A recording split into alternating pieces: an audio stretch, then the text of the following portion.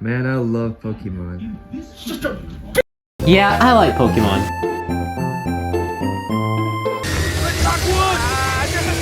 Let's talk about how it all started for me. The games were my gateway into the series. I was a late bloomer though. I didn't really care much about Pokemon or the surrounding hype until the release of Pokemon X and Y. That's when everything clicked. My brother and I would team up in the Battle Maison with Duo Charizard's X and Y. We didn't really get that far, but we had fun anyway. It was Smogon and Bulbapedia that put me into the competitive side of Pokemon. I became obsessed with the matchups, team compositions, and optimizing strategies. I think I poured at least 3,000 hours into those games. The Sinnoh region anime, and Cynthia, oh lord. To this day, I run a Garchomp on my team. Now, let's pivot to the movies. Growing up, I knew that they existed, but I didn't really go out of my way to watch them. But let's talk about Pokemania in the late 90s.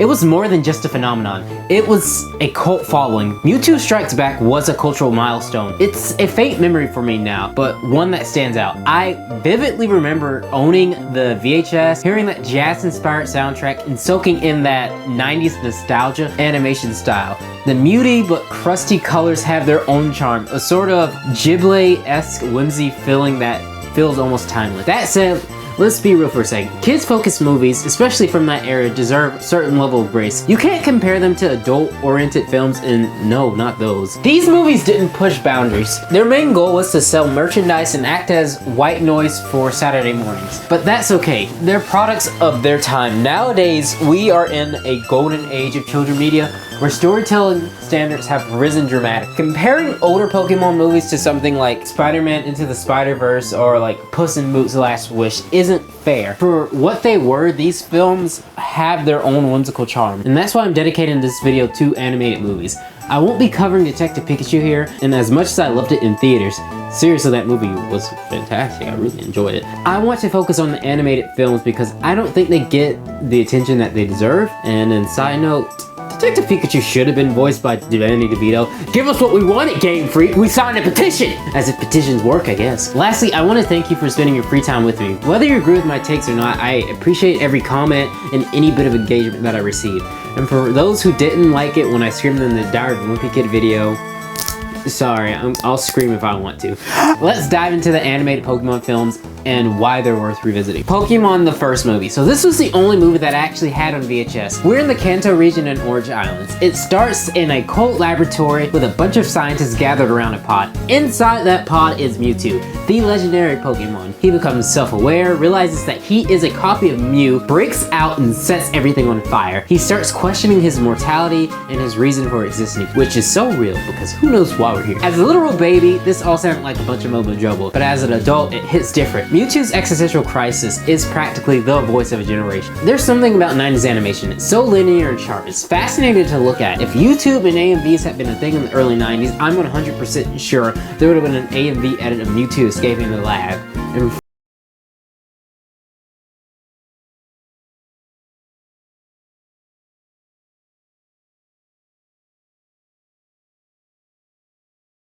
by Giovanni, who offers to team up and unlock his true strength. Mewtwo is given Iron Man-style armor to help channel his power and easily wipe out the Pokemon, assisting Team Rocket's quest for world domination. But plot twist, Giovanni immediately betrays him. Mewtwo breaks free again, torches another building, and decides his new purpose in life was to take out anyone who stands in his way. While figuring out his reason for existence, the movie then shifts focus to Ash, Misty, and Brock, who are eating lunch. Ash is bored when a random Pokemon trainer shows up and challenges him to a battle. Cue a montage set to the goated soundtrack. I'd love to play the music here, but YouTube's copyright rules are brutal, so here, I'll sing it instead. Y'all, this would have been the time where I would have prepared something super elaborate, but I'm just so tired after having to edit this entire thing. So, as a substitution, I'm just gonna do it right now. It's your time to better be. To train them is my cause. Pokemon, gotta catch them, it's you and me. I know it's my destiny. I hope that was good. I'm gonna go back to bed. Real talk, Pikachu electrocuting a golem is still one of the biggest BS moments in the movie. Even as a kid, I was like, what? That doesn't make any sense. He's a fucking mouse, and he's an electric type, and Golem is a fucking rock ground. He shouldn't have hit him. Anyway, Jesse James and me out there spying on Ash and the gang when Ash gets a video invitation delivered by Dragonite. The invitation is for an event hosted by the world's greatest Pokemon trainer. And then, spoiler, it's just Mewtwo. Mewtwo flexes his power by controlling the weather, and we see our first glimpse of Mew. The storm scares everyone except for a few trainers who decide, fuck it, we ball. Brock is bricked up over the boat hostess, and Ash's group makes it to the island thanks to Team Rocket's disguising themselves as Vikings. Of course, the boat breaks apart, and Ash and Misty have to use their water Pokemon to get everyone safely to shore. Once they arrive on the island, Mewtwo takes over, steals trainers' Pokemon, and begins cloning them. Meanwhile, Team Rocket stumbles into the cloning facility, where they witness a clone Mewtwo being made. They also hear a chilling recording from a scientist describing how Mewtwo was created. The line, "And we succeeded," is unnervingly eerie for a kids movie. Mewtwo pits his clone Pokemon against the originals in a brutal battle. Trainers' Pokemons, including Ash's Charizard, are absolutely demolished. Mewtwo captures the defeated Pokemon to make even more clones, and yeah, he plans to kill the originals. This movie's kind of dark. I can't believe I actually watched it as a kid. Anyway, Ash refuses to give up and chases after Pikachu's Pokeball, breaking the cloning machine and freeing the Pokemon. Chaos erupts to Ash's determination to somehow manage to derail Mewtwo's Pokemon plan. Ash confronts Mewtwo directly. He turns his hat around, runs at him, and punches him. It does absolutely nothing, but damn, it was like one of the coolest moments in the movie. Mewtwo blasts Ash away, but Mew swoops in to save him. Mewtwo and Mew clash while clones and the original fight each other in a stadium-wide battle. Pikachu refuses to fight its clone and instead gets slapped relentless. It's pretty tough to watch. Eventually, the Pokemon stop fighting out of pure exhaustion. The trainers realize that fighting serves absolutely no purpose and reflects on the similarities rather than the differences between the clones and the originals. Mewtwo and Mew prepare for one final clash. Ash jumps in the middle of the attack and gets turned to stone. Pikachu tries desperately to shock him back to life. It doesn't work. I mean, no, this is a kid's movie. I mean, yeah, I'm not.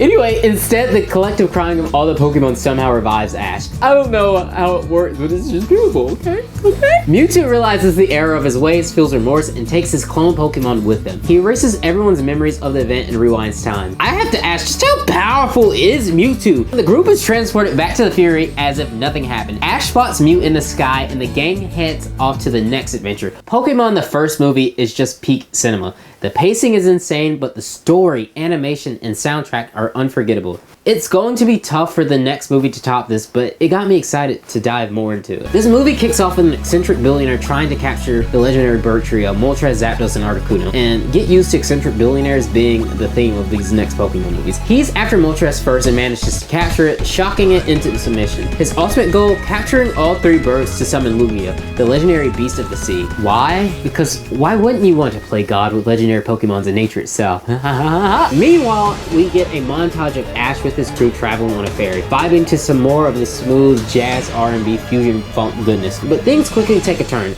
A rough storm forces everyone to recall their Pokemon, and the gang gets knocked off course, landing into the middle of the Orange Islands. Intro feels like we're wrapping up the first movie, but we're just getting started. The plot shifts to Professor Oak and Ash's mom, who are dealing with bizarre weather patterns. It's snowing in summer, and Pokemon everywhere are sensing that something is off. Back with Ash and his friends, they arrive at an island where the locals are absolutely ecstatic to see Ash. Why? Because he is the chosen one.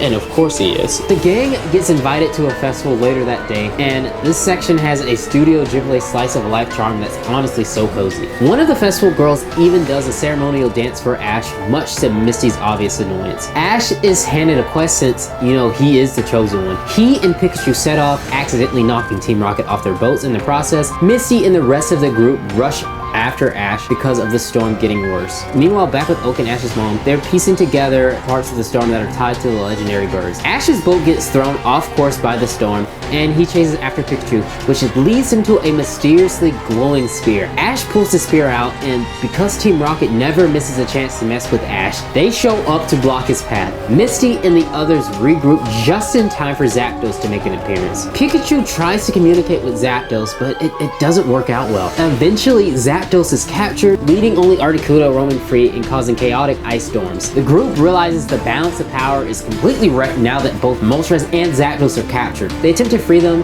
but it's no use at first. Eventually, they manage to break both Moltres and Zapdos out, and the two immediately destroy the Billionaire's Palace before turning on each other. All three legendary birds, Moltres, Zapdos, and Articuno, are now battling with each other. Lugia hasn't even shown up yet, but the gang starts working to return the spheres to the proper places to try to restore balance. When they finally place the spheres, they awaken Lugia, and wow, it's worth the wait. Lugia shows up and gets right into the fray, but the legendary birds are relentless, attacking Lugia like they got beef.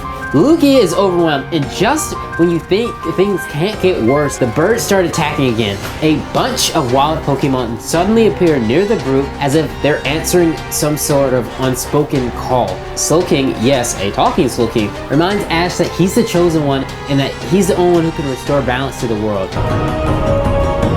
Lugia's signature song restores some of its strength, but it's clear Ash still needs to collect one last treasure to fully restore order.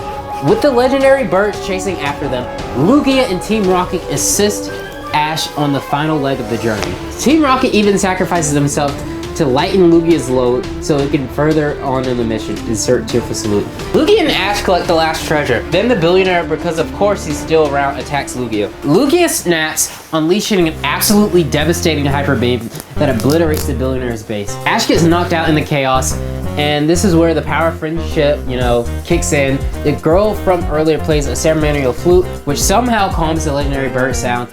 They stop fighting, Lugia is restored, and the weather finally returns to normal. For me, this movie makes you wonder, when you catch the legendary Pokemon in the game, does it somehow affect the environment? Are we low-key causing catastrophic weather events by capturing? Maybe instead of, gotta catch them all, maybe it should be something like, gotta catch a few, because if you catch the wrong ones, we're all screwed.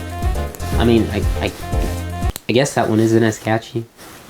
The movie ends with peace restored, Ash riding Lugia one last time in a cheeky fourth wall break. Overall, Pokemon the Movie 2000 is a decent time. The fast pacing makes it feel like fast food.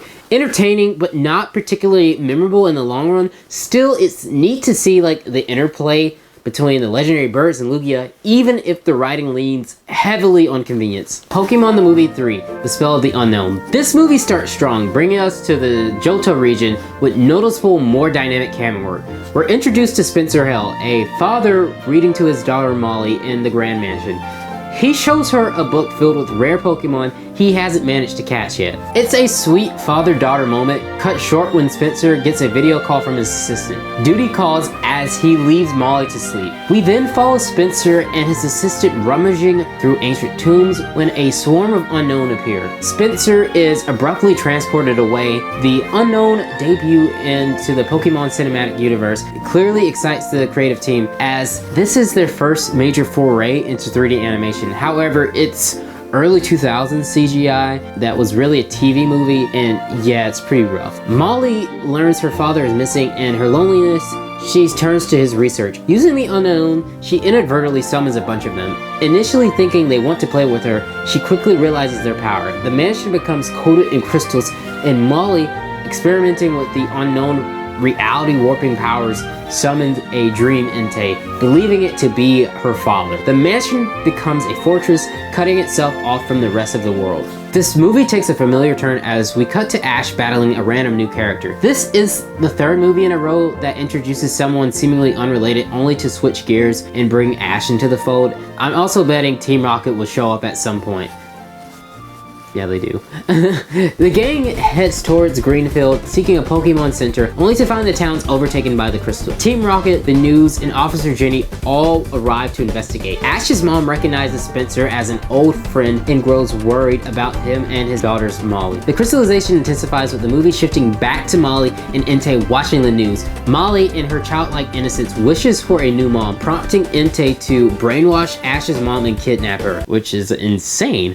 Okay. Pikachu Pikachu tries to intervene, but gets swiftly yeeted off by Entei. Ash, ever the determined hero, chases after them, but is also knocked back. Ash's mom, now with Molly, instinctively takes on a motherly role. Meanwhile, Ash's Charizard, off training at a valley, senses danger and heads towards Greenville. Molly sends a video message telling that her parents want to be left alone as the town falls deeper into the Unown's influence. Ash, Misty, and Brock sneak into the mansion. Entei quickly blasts Team Rocket away, but since this happened to them every 5 minutes, I'm pretty sure they're fine. The gang infiltration is broadcasted onto the news, and Molly watches with curiosity. Ash's mom briefly snaps out of her trance upon seeing Ash risking his life. Professor Oak explains the unknown power. They read emotions and wrap reality accordingly. As the group ventures deeper into the mansion, they encounter Molly's imagined worlds, filled with Pokemon far too powerful for anyone to handle. Molly, intrigued by Ash and his friends, conjure an older version of herself to battle Brock. He volunteers to stay behind, letting Ash and Misty continue searching for Ash's mom. The battles are visually engaging, showcasing that early Pokemon movies aesthetic that's oddly charming despite his age.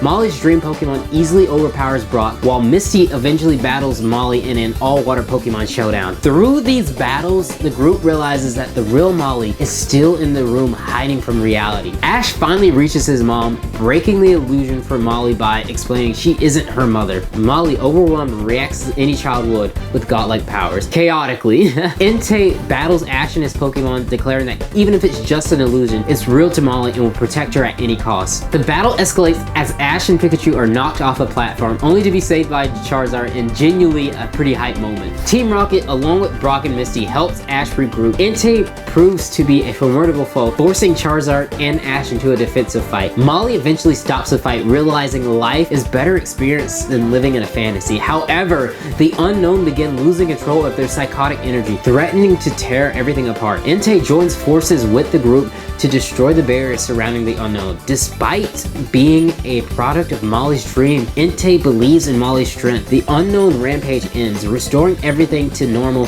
Spencer returns and the family is reunited. As for Entei, it says a heartfelt goodbye before disappearing within the dream world. This movie ends on a bittersweet note, but the adventure feels more personal than the previous entries. Molly's loneliness and her journey towards accepting emotional beats really explores in the Pokemon movie. While it doesn't reach the iconic status of Mewtwo Strikes Back, it stands out on a memorable installment with some of its best emotional depth yet. Pokemon Forever, Celebi, Voice of the Forest. This movie begins with Brock narrating over what feels like Pokemon propaganda. I mean, just kidding. It's actually a montage of various Pokemon and a recap of the concept of Pokemon battles as though we're not already familiar. From the start, it's clear that the animation budget has increased significantly. By this time, Pokemon has cemented itself as an entertainment juggernaut. The dynamic camera movement, shading, and even the early 3D animation looks pretty solid. Sure, it's not fair to compare modern standards, but it's satisfying to see the series improving with every release. Aesthetically, this may be my favorite so far. It's pretty cool stuff. The story shifts to a scene in the forest where Celebi is being chased by a Scyther and a Houndoom. Two unnamed characters are introduced, discussing time travel. As they walk through a tunnel, the younger of the two promises to be careful when entering the forest. Back in the forest, Celebi continues to flee, now pursued by a man who reveals himself to be a Pokemon hunter. The young boy from earlier notices Celebi and steps in to protect it. Celebi runs into the boy's arm, but the hunter pursues him. Celebi screams, triggering a mysterious event in the forest that alludes to time travel transports the boy and Celebi elsewhere. It turns out they've been transported 40 years into the future. The original hunter, now an older man, is threatened by a new, more menacing Pokemon hunter. This new antagonist wields a Dark Ball, which means it can capture Pokemon and make them stronger and more aggressive. He begins searching for the Celebi. Meanwhile, Ash, Misty, and Brock are introduced as they scramble to catch a fairy. Ash is of course caught up into a random battle. They barely make it to the ferry, with Ash and Pikachu jumping aboard as the last second. On board, Pikachu spots Suicune in the distance, and Professor Oak explains Suicune's significance as the legendary Pokemon. The group eventually arrives in the forest, where Celebi and the boy from earlier, now revealed to be named Sam, suddenly appears. An older woman recognizes Sam from her past and explains that he's been transported 40 years into the future. Celebi, injured and frightened, flees into the forest. forest. The group sets off to find Celebi and discovers it's surrounded by wild Pokemon in a tree. Celebi is still wary and hurt, but eventually allows Sam and Ash to approach it. Celebi decides to trust them and goes with the group. Their reunion is interrupted by Team Rocket, who delivers their usual introduction before swiftly sidelining by the real antagonist, the Iron Mask Marauder. This high-ranking Team Rocket member unleashes a Dark Ball enhanced Tyranitar. After a skirmish, Ash, Sam, and the group manage to escape with Celebi. They're guided by the wild Pokemon to the Lake of Life, where Celebi is healed. Ash and Celebi share a joyful moment playing and swimming together. Celebi then leads the group to a berry-filled grove for a peaceful meal. It's a pretty sweet scene, but like all good things, it doesn't last. Team Rocket and the Iron Mask Marauder continue their pursuit, capturing Celebi and using a Dark Ball to corrupt it. Celebi transforms into a dark and destructive force, creating a mass cocoon-like structure and wreaking havoc. The Marauder uses Celebi's power to create a monstrous 3D animated entity, which begins attacking Ash and the others. And I know they're trying to improve in 3D animation, but good God, it does not look good. Just as all hope seems lost, Suicune arrives and helps Ash and Sam in their efforts to free Celebi from the Dark Ball's control. The scene is gripping, and Celebi struggles to regain its senses. It's genuinely moving. Eventually, Celebi breaks free and returns to normal, but its energy is depleted as it appears to die. In a heart-wrenching moment, the forest mourns Celebi's loss. However, Suicune uses its power to purify the Lake of Life, and a group of Celebi from across time appear to restore their fallen companion. Celebi is revived and the forest rejuvenated. In the final confrontation, Ash and Pikachu take on the Iron Mask Marauder. Pikachu delivers a thunderbolt that sends the villain plummeting into the forest. While he survives, because it's a kids movie, he should not have, because good God, look at that fall. I like to think they gave him the beating that he deserved off screen. With peace restored, Celebi transports Sam back to his own time. Ash, visibly emotional, tells Professor Oaks about what happened. In a clever twist, it's revealed that Professor Oak already knew. He was Sam all along. All in all, Pokemon Forever is a solid, fast-paced adventure with some surprising emotional moments. The animation shines and the story strikes a balance between action and heartfelt moments. It's a nostalgia gem and worth the watch. Pokemon Movie 5, Pokemon Heroes Latios and Latios.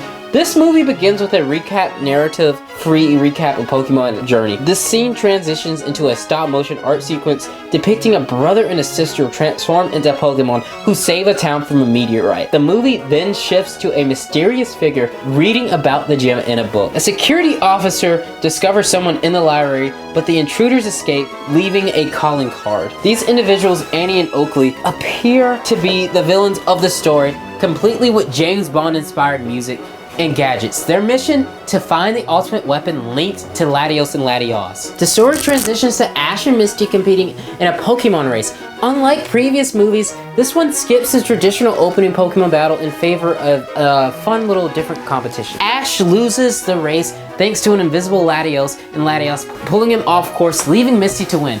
Ross, a new friend and likely a one-off character, shows Ash and the gang around town, explaining Latios and Latios' role as the town's protectors, though they haven't been needed for some time. Meanwhile, the villains Annie and Oakley are spying on Latios and Latios, who can take on human forms. Latios, disguised as a girl, helps Pikachu at a water fountain, but soon finds herself being pursued by Annie and Oakley's Pokemon. Pikachu and Ash step in to help, leading to an exciting chase scene. The animation here blends CGI and traditional art styles more effectively than in earlier movies, making it a lot less jarring. Latios escapes, but Ash and Pikachu encounter her again at a museum. Following Latios through an alleyway, Ash and Pikachu are led to a hidden sanctuary through a portal. Latios initially attacks Ash, mistaking him for a threat, but Latios intervenes, revealing her true form. After some explanation, Latios and Latios begin to trust Ash and Pikachu. A funky Japanese montage follows,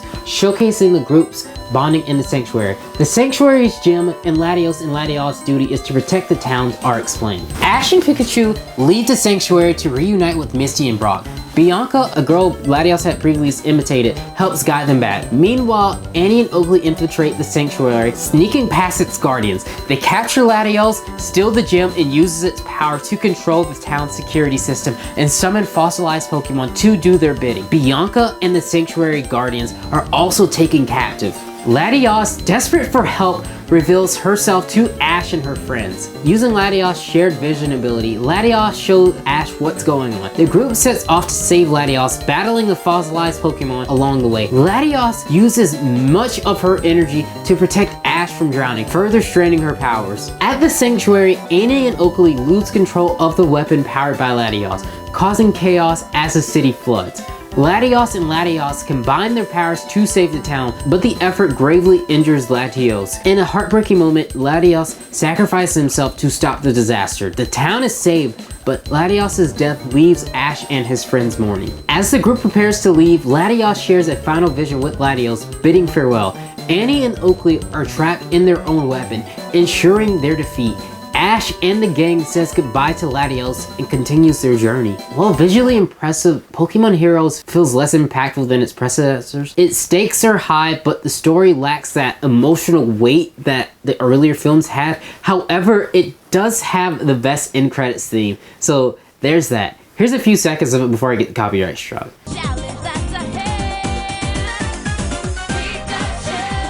Alright, that's enough of that. Pikachu! We are together, I choose you. Alright, Pokemon Movie 6, Jirachi Wishmaker. This movie begins with a reintroduction to the Pokemon world, something that we've never had before, setting up the conflict with Team Magma, an evil group seeking to control the legendary Pokemon Groudon. Groudon, with its power, has the power to shape the land and unleash magma-fueled destruction, becoming the ultimate prize. The narrative then shifts focus to Ash, now journeying through the Hoenn region, accompanied by May and her younger brother Max, instead of Misty. The group take a break from their Pokemon adventures to witness the Millennium Comet, which appears for 7 nights once every 1,000 years. They arrive at a festival in Carnival before hastily set up, showcasing the animation's impressive visuals. The friends spend all day enjoying the festivals and Team Rocket working day jobs at the carnival. They eventually attend a magic show by the Great Butler. During the performance, Max hears mysterious voices emanating from a giant rock using the Butler's app. Ash and Max are chosen as volunteers for a magic trip, narrowly escaping a Dusclops Hyper Boom via a trapdoor. Meanwhile, Team Rocket briefly succeeds in stealing Pikachu, though their victory is short-lived. After the show, Butler explains the lore of a Jirachi, a Pokemon capable of granting wishes. Since Max was the only one able to hear Jirachi's voice, he is entrusted with the task of awakening it. As the comet appears, the rock transforms into Jirachi. Diane, the Butler's assistant, informs him of Jirachi's awakening, confirming his role as the film's villain. Jirachi's wish-granting powers are revealed, and Max quickly begins to abuse them in a childish way. However, Jirachi tires easily after granting the wishes. The next day is spent bonding with Max, as Jirachi proves to be more mischievous and high maintenance than expected. Team Rocket tries to capture Jirachi, but an Absol intervenes, attacking Max and Jirachi. Ash and May fend it off, but Butler captures Absol and puts it to sleep. While Ash and the group are away, Butler attempts to use Jirachi's power to summon Groudon, a plan that has previously failed. His efforts injure Jirachi, prompting Max and the group to take Jirachi to Faruna, a location tied to its destiny.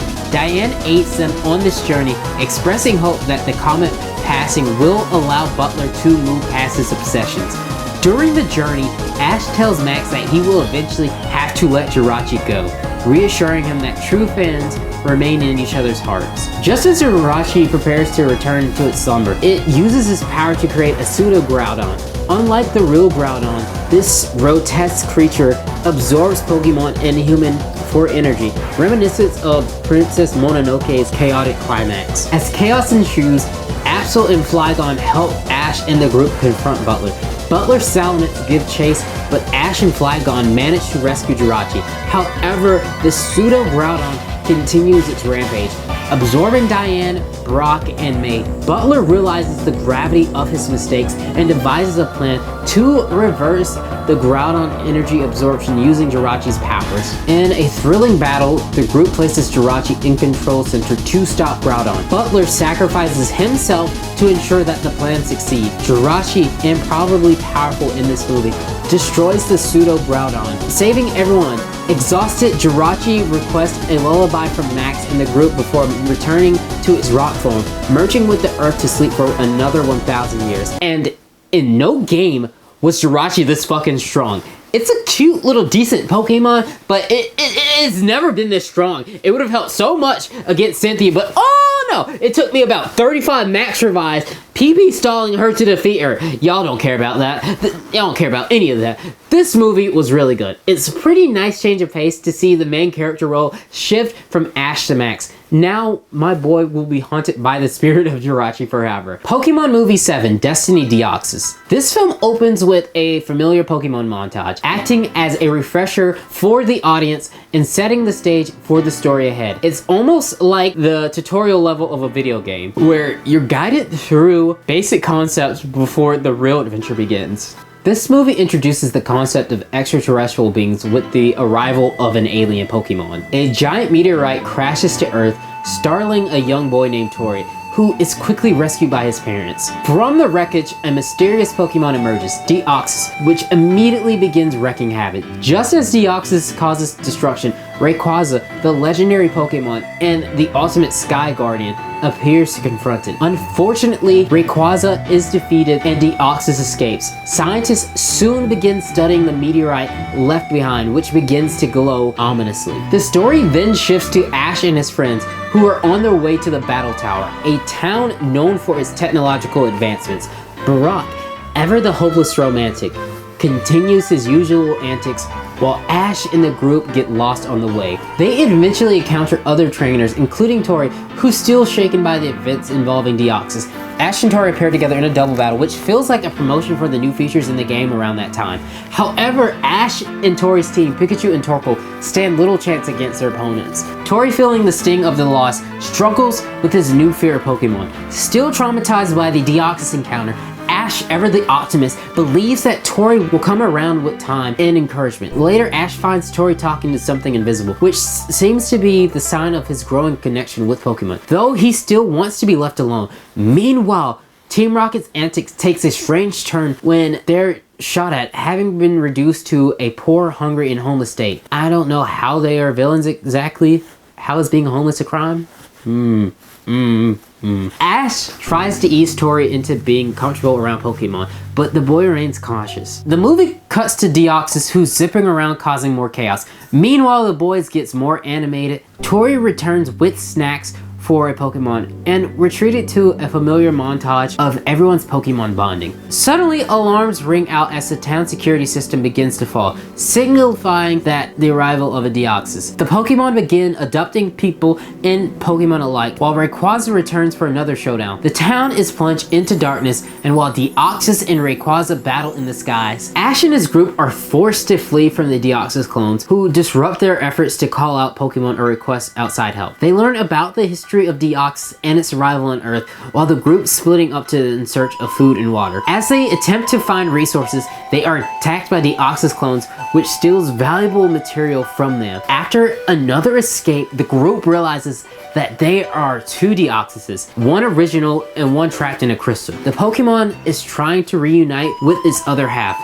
but it abducts people and Pokemon only because they are in the way. The group comes to realize that they won't be able to fix Deoxys through conventional means and must focus on restoring power to the town while also dealing with the Deoxys threat. In the meantime, they work together to rescue the abducted people and Pokemon. Rayquaza and Deoxys locked in battle, the group restore power to the town wind turbine, which helps release the energy needed to merge the two Deoxyses. The two Pokemon share energy and become whole once again, but instead of offering a heartwarming resolution, Rayquaza decides it's better to just nuke them, and I'm not even kidding you, who decides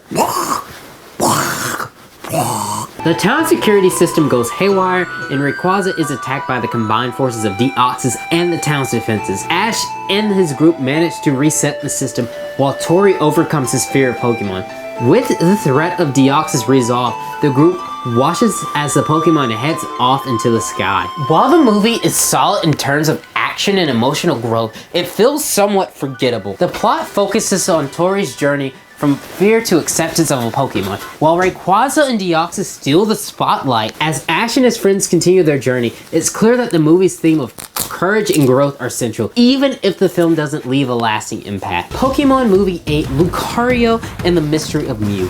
This movie begins in the distant past. During an era reminiscent of Knights and Kingdoms, we follow Lucario, a Pokemon who tries to communicate with Sir Aaron, his master, about the looming conflict between the two neighboring kingdoms. The two nations are on the brink of war, and their fate is at stake as they find themselves caught in the middle. Despite the Queen's refusal to abandon her people, Sir Aaron makes the difficult decision to leave her behind, trapping Lucario and a staff in the process as well. This was done to protect Lucario, preventing the Pokemon from becoming involved in whatever turmoil might ensue. However, the story is later revealed to show that Lucario's actions help prove that Pokemon and people can coexist. The scene pans out to reveal a mother reading this tale to a child. We then cut to present day. Ash and his group, who are on their way to the festival celebrating Sir Aaron's heroics. During their visit, they explore a shop to gather costumes and join in the fun. The town holds a Pokemon contest, which seems to be a little bit more than a series of battles. Ash eventually wins, earning the Aurora Guardian staff that once belonged to Sir Aaron. The staff, which contains Lucario, holds significant historical importance. A ball is thrown in Ash's honor, marking the occasion. After 8 movies, Brock finally gets some huss. I hate that I said that word, but I just gotta do it so I can relate to the kids. To the kids, man. As the night progresses, the group, along with all the Pokemon, joins in the festival. However, things take a turn when the girl who Brock was dancing with is revealed to be a spy in a mission to find something or someone nearby. The Pokemon scatter to different areas to play and dance, while Meowth of Team Rocket spies on the girl. The spy sends her Weavile after Mew, who has just appeared. Pikachu attempts to protect them, but is eventually defeated. Mew then transports them away. Lucario, still trapped in the staff, believes that Ash is Sir Aaron reincarnated and breaks free. Lucario is shocked to learn that he has been asleep for centuries, and is confused by the situation. Team Rocket, along with Ash's group, must now search for a Mew, who has been taken by Pikachu and a Meowth to the mountains. Kid Summers, the spy, joins the search. Lucario uses his aura powers to track Mew down, which proves helpful in narrowing their search. During the journey, Ash reflects on his bond with Pikachu, while Lucario struggles with his distrust of humans. The tension between Lucario and Ash escalates, leading to a confrontation between the two. Despite their differences, both feel regret over their fight, with Lucario beginning to understand Ash's perspective. Meanwhile, Pikachu is still trying to find a way home, but Mew is more focused on playing. Both Pikachu and Ash miss each other, creating an emotional moment. As the group continues their search for Pikachu in the Tree of Life, Lucario questions why his master trapped him in the staff. The group discovers a flower which reveals the painful truth of Lucario's past. Lucario attacks the vision of the past, but the group begins to question Sir Aaron's true intentions. Shortly after, Lucario saves Ash from a dangerous Regirock, which starts chasing them. The group seeks refugees in the cave to avoid the Regi Pokemon, but their journey continues. They eventually find the Tree of Beginning, and Lucario picks up a clue about Pikachu's location. Kid Summer activates the tracking device, but Regirock destroys one of the Pokemon. Ash calls out to Pikachu, and Pikachu responds, but soon afterwards, Regice attacks Lucario. Lucario defends Ash, and they are forced to retreat, finding an alternate path to find Pikachu. Meanwhile, Team Rocket is chased by a Registeel and Regirock. In the chaos, the tree begins to absorb Jesse and James, treating the humans as parasites while the Pokemon are spared. Misty, Brock, and May are also absorbed by the trees, leaving only their Pokemon behind. As Ash and Pikachu reunite, they are saved by Kid Summers, who helps them escape the dangers of the trees. Lucario is captured by Registeel and Ash and Kid Summers are absorbed into the trees, while the remaining Pokemon struggle to find out what to do. Mew uses his power to calm the trees down, bringing the trainers back. Regirock, Registeel, and Regice finally retreat. However, Mew becomes sick and the tree ecosystem begins to collapse. Mew and the tree are linked, and if the tree dies, so will Mew. Eventually, Mew leads everyone to the core of the tree, where Sir Aaron is trapped. Another Time Flower reveals that Sir Aaron gave up his aura to save the kingdom. Mew explains to Lucario that the tree needs an abundance of aura to survive. Ash offers to give his own aura, even if this means sacrificing his own life. Lucario refuses to let Ash die, using his own aura to help restore the tree. Mew, with the help of the accumulated aura, is able to heal the tree. Mew recovers, but Lucario's overuse of his aura takes a toll on him. As the group reflects on the journey, they see a final vision of Sir Aaron's moments, in which he asks for forgiveness from Lucario. With his decision to sacrifice, Lucario, having forgiven his master, succumbs to his injuries and fades away, presumably to reunite with Sir Aaron in the afterlife. I don't know, man. This movie was kinda heat. I'm not even gonna lie. Very nice change of pace from battling some random corrupted kaiju. The Sir Aaron shit was really cool, and when Ash finally mentions that Lucario will always be with him, it was a really cool considering that Ash ends up becoming world champion with his own Lucario on the team, which I'm sure was just a coincidence, but if it wasn't, that's just pretty fucking cool. Pokemon Movie 9. Pokemon Rangers in the Temple of the Sea. The movie begins with a montage showcasing Pokemon Ranger agents who help maintain peace and balance in the Pokemon world. These Pokemon movies are getting longer, which is both a blessing and a curse. While it allows for more fleshed out, cohesive stories, it also means I have to write more about them. Team Aqua discovers a special rock, only for it to be stolen by a man named Jack, who is a secret spy. He immediately tries to make a run for it using a Beyblade to capture a Pokemon in his cave. It's soon revealed that he is a Pokemon Ranger. The film picks up with Ash and the group walking through a hot area. Ash notices the giant bubbles in the sky while searching for water. They find Elizabeth, the star of a Marina Group Festival. They show then a street performance and a relaxed montage. There's no battle montage here, just a nice change of pace. It's a great example of how these made-for-TV movies have improved in animation and quality over the years. The Pokemon Weasel keeps messing with the jar that the family doesn't seem eager to share, which piques May's curiosity. Team Rocket notices the jar and realizes it contains something that Team Aqua has been searching for. While the group is sleeping and traveling to the next town, Weasel activates the rock, transporting May into a dream world where she swims with Pokemon. As the group prepares for lunch, Team Rocket sneaks onto the ship and tries to steal the rocket. May explains her strange dream to everyone, and the family reveals that they have had the same dream. Team Rocket inadvertently swaps bodies after touching the rock. The family explains the lore of the People of the Water, the legendary water Pokemon in the Temple of the Water.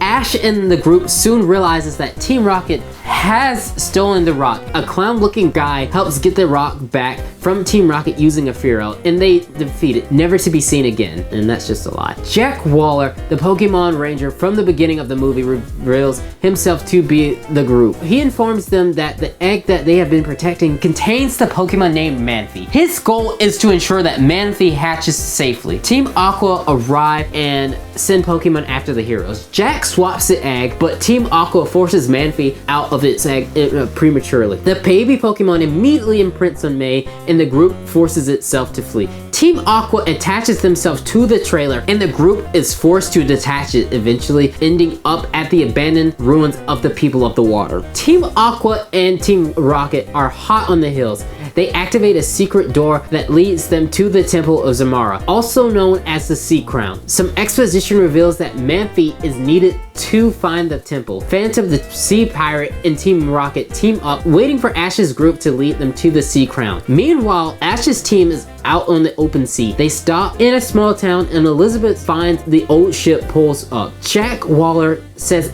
Ash's team no longer needs to help them since the journey is only open to Pokemon Ranger, which angers Manphy. Ash's team decides to go anyway, and Manphy swaps Ash and Jax's body, forcing them along for the journey. Eventually, Manphy is allowed to swim alone for a while. The group follows Manphy, leads as they track the Sea Temple. During a break, Drax swims his backstory, explaining how he became a Pokemon Ranger after a life-threatening situation where migrating Pokemon saved him from the freezing cold. If they hadn't helped him, he wouldn't be alive today. Jack asks May to separate from the Manphy as the Pokemon needs time to grow into the role as leader of the Water Temple. May is devastated by this request. Meanwhile, Phantom and his crew are still trailing behind. That night, Manphy sings with water Pokemon to reach the temple in time for its lunar eclipse. After a bit of partying, Manphy escapes the group. Ash, Misty, May, Elizabeth, and Brock search for him. Eventually, May missing bandana is found with his Manphy, but they get caught in a strong water current. May and Manphy decide to stop avoiding each other,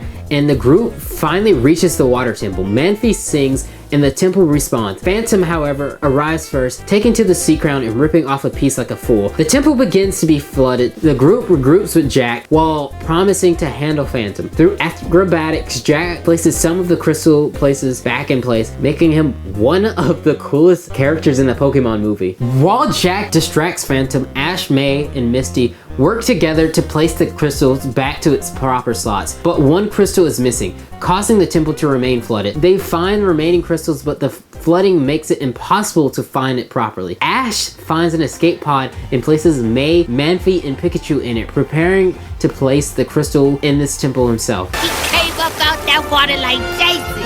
Oh, he's so gangster. I don't know, man. Ash is just such a cool, selfless protagonist in these movies. Even with certain death, he doesn't give up. This session is so fucking cool and gripping because it's so simple. We aren't just battling some ridiculous kaiju. All we're trying to do is get the crystal back inside before the temple floods. This movie is so good, which in hindsight doesn't sound normal, but is the most normal in-game to a Pokemon movie yet. After everything is seemingly resolved, Phantom tries to steal Manphy. Ash emerges from the water to stop him. Powered by the Sea Crown, Ash saves Manphy. Phantom doesn't give up and activate his giant submarine. Using confusion to irritate Pokemon around him, including to Kyogre, Manphy calls on the Pokemon to attack the submarine. With Kyogre's help, they destroy the ship. The group gets to play in the sea one last time. Manphy has to leave, but not without saying goodbye to May. I don't know, man. This shit is just beautiful. The steady improvement of the Pokemon movie year after year are fantastic. As a fan revisiting this is incredible. This one may just be my favorite movie so far, although I feel like the way that these movies are going, that may just be a constant thing that I'm changing. There are 10 more movies after this. I don't know why I keep doing this to myself. No, it's a good thing. I actually like this. I'm actually having a good time. We keep moving forward. Pokemon The Rise of Darkrai. The movie takes us to the Sinnoh region, arguably the best region. We have a new cast member, this time Dawn, who is undoubtedly the best girl. I won't entertain any arguments any further. The movie kicks off with the usual recap, highlighting everything from the previous movies, and we get a glimpse of the ominous Pokemon that will likely be the focus of the movie. We then focus on character reading on an ancient diary while conducting some research. Meanwhile, Dialga and Palkia are battling in a distorted dimension with no clear winner in sight. Ash, Brock, and Dawn arrive in a town intending to attack a Pokemon contest, but they end up at the wrong port. They get a ride from Alice, a new character who likely won't play a significant role in any other movie. The town is known for its space-time towers, which are key to its history. After a brief Pokemon montage, the only thing that bothers me, unless Pikachu is a legendary Pokemon, there ain't no way that Pikachu should be boxing with the Torterra. Was a grass and ground type Pokemon. None of Ash's Pokemon should be effective. In fact, none of the heroes Pokemon should be boxing like that, and it pisses me off, and I know it's just a montage, and it doesn't make any plot significance long term, but it fucking matters to me! Soon the group notices strange occurrences in the town. Two characters, Alberto and Tonio, help investigate the anomalies. Alberto makes unwanted advances towards Alice, which serves as a reminder for kids that unwanted advances are creepy, unsafe, and problematic, and if someone says no, you should probably just not continue. Alice, however, is interested in Tonio, but struggles with how to express her feelings. We cut to Dialga and Palkia battling in a separate dimension, which causes ruptures in the town. Darkrai, a mysterious Pokemon, appears and acting as a bad omen, warning everyone to leave. He attacks the group and Ash falls into a nightmare. He later wakes up in a hospital where Pikachu uses Thunderbolt to revive him. Tonio, determined to continue his research, finds a picture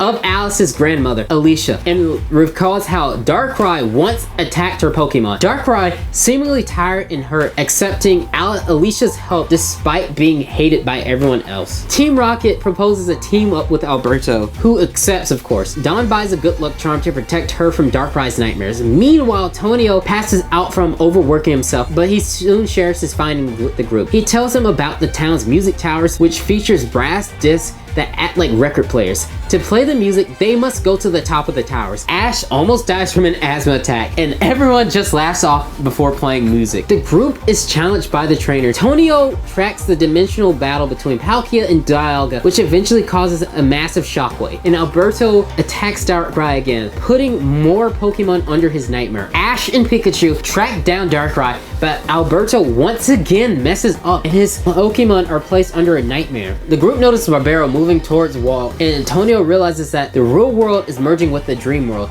Licky Licky is, however, transported into Alberto, is now a manifestation of its nightmare. The town becomes a maze, always returning people to its center. Tonio recalls a childhood memory from Alice falling from a height and being saved by Darkrai, leading him to believe that Darkrai isn't just evil, he is misunderstood. He is a goth girlfriend. Team Rocket and Alberto have gathered a group of trainers to fight Darkrai, but after Tonio's research, they learn that Darkrai has been lashing out because Palkia and Dialga's battle has been disrupting the balance of the worlds. The town tries to jump between Darkrai, but he quickly places everyone under spell, defeating them one by one. After his research, Tonio realizes that the Darkrai is trying to protect the town from Palkia's destructive force field. Palkia, weakened from battle, eventually awakens and the sky grows dark. The Pokemon under Darkrai's spell are released, but the battle continues. The battle causes even more destruction. It's clear that these two Pokemon were never meant to meet, and they attack each other, believing that they must protect their own domains. Oh, editing's gonna be a nightmare. In the chaos, Darkrai defends Alice, mistakenly thinking she is Alicia. He continues protecting the town while Dialga and Palkia keep fighting. Alice remembers the song her grandmother used to play. It was a prayer. She decides to play it herself. The town evacuates to a garden with some Pokemon left behind to defend it. Croagunk has one of the coolest moments in the movie. Ash, Dawn, Tonio, and Alice make their way to the tower, despite the battle threatening their lives. Ash and Dawn are knocked off of their hot air balloon, but are saved by Darkrai once again. As the battle rages on, Darkrai has a dream of his own. The town continues to fight the disintegration while Dialga and Palkia are locked in an intense battle. Darkrai, despite its best efforts to protect the town, begins to distinguish into dust, ultimately dying. Ash and Dawn struggle to replace the recorder in the town, but they manage to do so, restoring power to it. The song plays, calming both Palkia and Darkrai and healing their injuries. The two Pokemon go their separate ways, and Palkia restores the town to its original state, reviving Darkrai in the process. By the end, Alice and Tonio appear to be an item. Overall, this is a solid movie. The climax kept my attention, and I was entertained by the world-ending Pokemon battles that actually make sense. It's a beautiful example of how Pokemon battles can be more than just actions. They can have emotional depth and a purpose.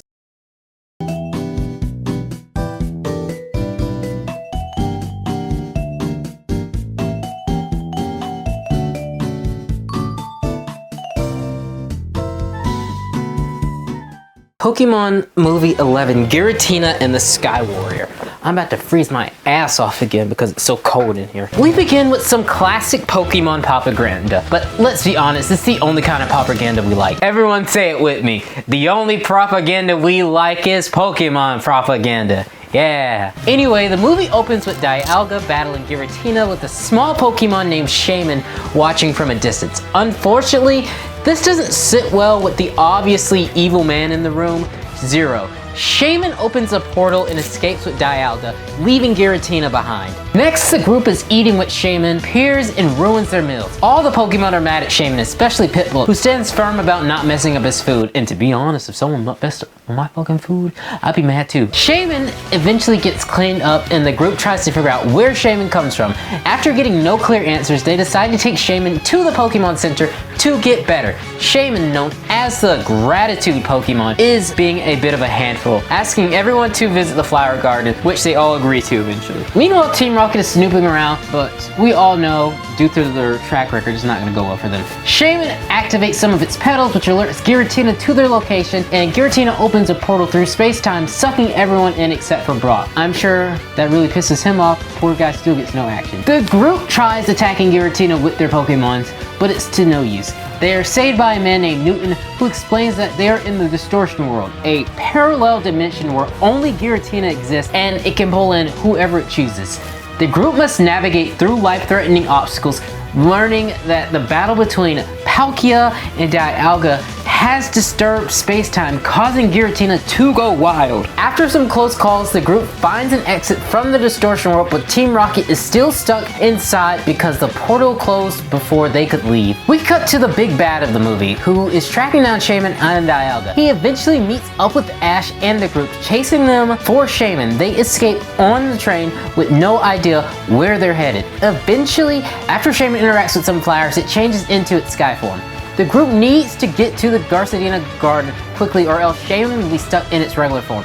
But just then, a group of Magnemite and Magnezones try to attack Shaman. The group fight back in the middle of the train, which sounds like a terrible idea, but somehow it works out. As they get closer to the garden, the Pokemon Company flexes its animation skills to show us the beautiful setting. It's then revealed that the unnamed Big Bad is a former student of Newton, the man who helped Ash and his group through the Distortion World. A portal opens, putting them back into the Distortion World, where Shaman challenges Giratina to a battle. However, Shaman reverts back to its sky form because it can't use it at night. The group regroups with Newton and Team Rocket, only for the unnamed Big Bad, now revealed to be Zero, to steal Shaman. Zero plans to use pollution to control Shaman, intending to release Giratina by using Shaman's Seed Flare to open a portal. Shaman believes that Giratina wants to eat it, when in reality, Giratina just wants it out of its space. The group and Giratina are pulled into the Distortion World, and Zero uses a machine he created to capture Giratina. Newton reveals that while he could move between the Distortion World and the real world, it would result in Giratina's death, which is why he deleted the machine. The group rushes to stop Zero, and Shaman transforms back into its sky form. A battle ensues in the sky while Newton tries to stop Zero's plan. Newton hacks the system, causing the machine to crash to the ground, and Giratina falls out of the sky and into the giant water. Shaman uses its power to try and restore Giratina to life. Giratina is restored and seems more friendlier than in the games. However, Zero refuses to lose, transforms his escape pod into a giant mech, and attacks everyone. Giratina and the group push him back into the Distortion World, where Zero fights Giratina with Ash's support, while Don and the other try to stop the Distortion World from merging with the real world. Out of nowhere, a Regigigas and a herd of Mamoswines comes to assist. Zero, now more powerful than Giratina in the Distortion World, is on the cusp of winning.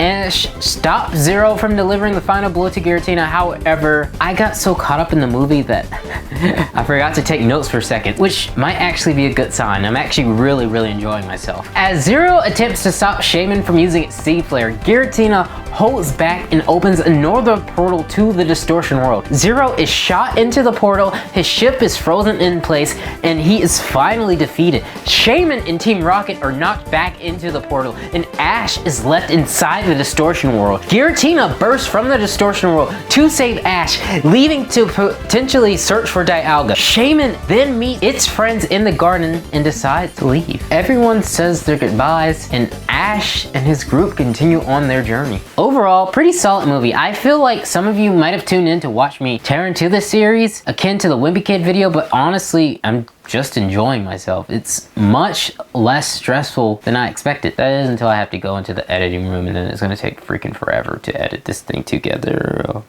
please subscribe. Please. Pokemon Movie 12, Arceus and the Jewel of Life. We start the movie with another Pokemon montage, and this time it includes Cynthia.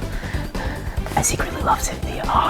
The last two movies follow a connected storyline in the battle between Dialga and Palkia in movie 10, along with the conflict with Giratina in the previous film, having awakened Arceus, the titular Pokemon. Spoilers ahead if you haven't played any of the games, Arceus is essentially the god of the Pokemon world. The movie picks up with Ash and his friends arriving in a new town. The group is relaxing and enjoying a swim when they are suddenly challenged to a tag battle. While this may feel formulaic, something that happens in most Pokemon films is not necessarily a bad thing, as long as the battle is fun, charming, and gives the characters cool little moments. I won't be complaining as much. That said, we all know what's next. An evil villain who appears only once in this film series in a kaiju-sized battle. Ash and Dialga win the battle and walk around the town exploring some ruins. However, something in the lake activates the whirlpool and the Pokemon living in the ruins begins fleeing. A girl who appears to control Dialga saves Pikachu and Piplup from being sucked into a massive portal in the sky. Dialga then calms the situation, but not before Giratina appears out of a portal, seemingly wanting to continue its fight with Dialga. The girl, who can connect with Pokemon through emotions, tries to calm Giratina, and it finally returns to the distortion world. Sheena and her friend Kevin introduces themselves and promise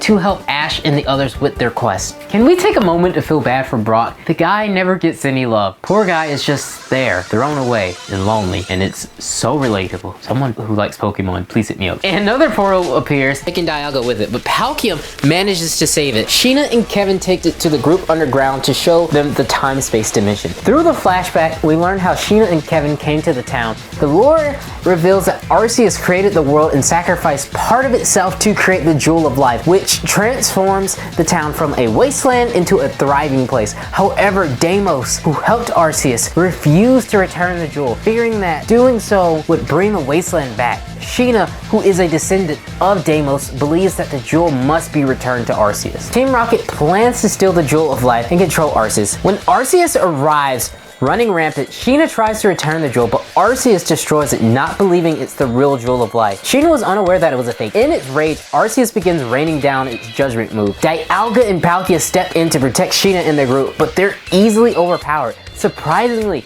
Pikachu manages to land a hit, and while there's an in-universe explanation for why electric attacks work now, it still feels wrong that Pikachu, of all Pokemon, is the only one who can damage Arceus. Pikachu, who has a base stat of like 400, is able to hit Arceus, while these god-ending Pokemons like Dialga and Palkia can't. Dialga sends Ash, Sheena, Dawn, and Brock back in time, to the moment where Arceus was supposed to have received the Jewel of Life. The flashback reveals that Arceus was betrayed by Deimos' assistant, who attacked it, leading to Arceus retaliating in anger. The group is set even further back into time, and Dialga is defeated, knocked unconscious. Ash and his friends are captured, while Pikachu and Piplup are thrown into a Pokemon prison, where they're rescued by a random Pichu. Meanwhile, Ash, Brock, and Dawn meet Deimos, who explains that his assistant was the one who refused to give the Jewel of Life back to Arceus. In the future, Dialga and Giratina are struggling, and Deimos realizes he was wrong to keep the jewel from Arceus. He's eternally grateful for Arceus' help, but his assistant Marcus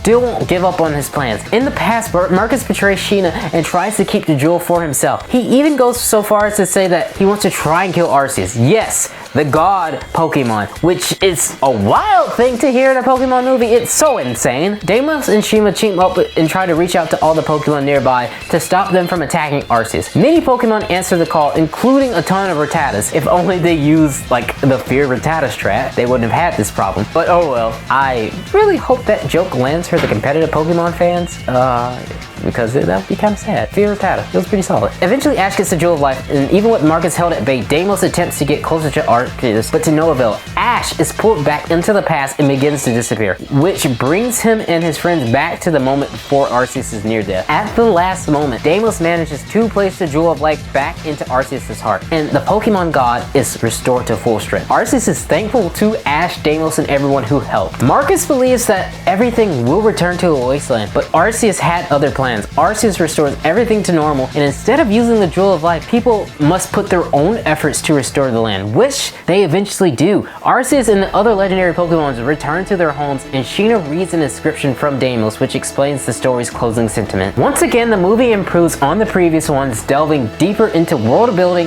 and making every character feel important. Also, an unrelated note, my legally acquired copy of this movie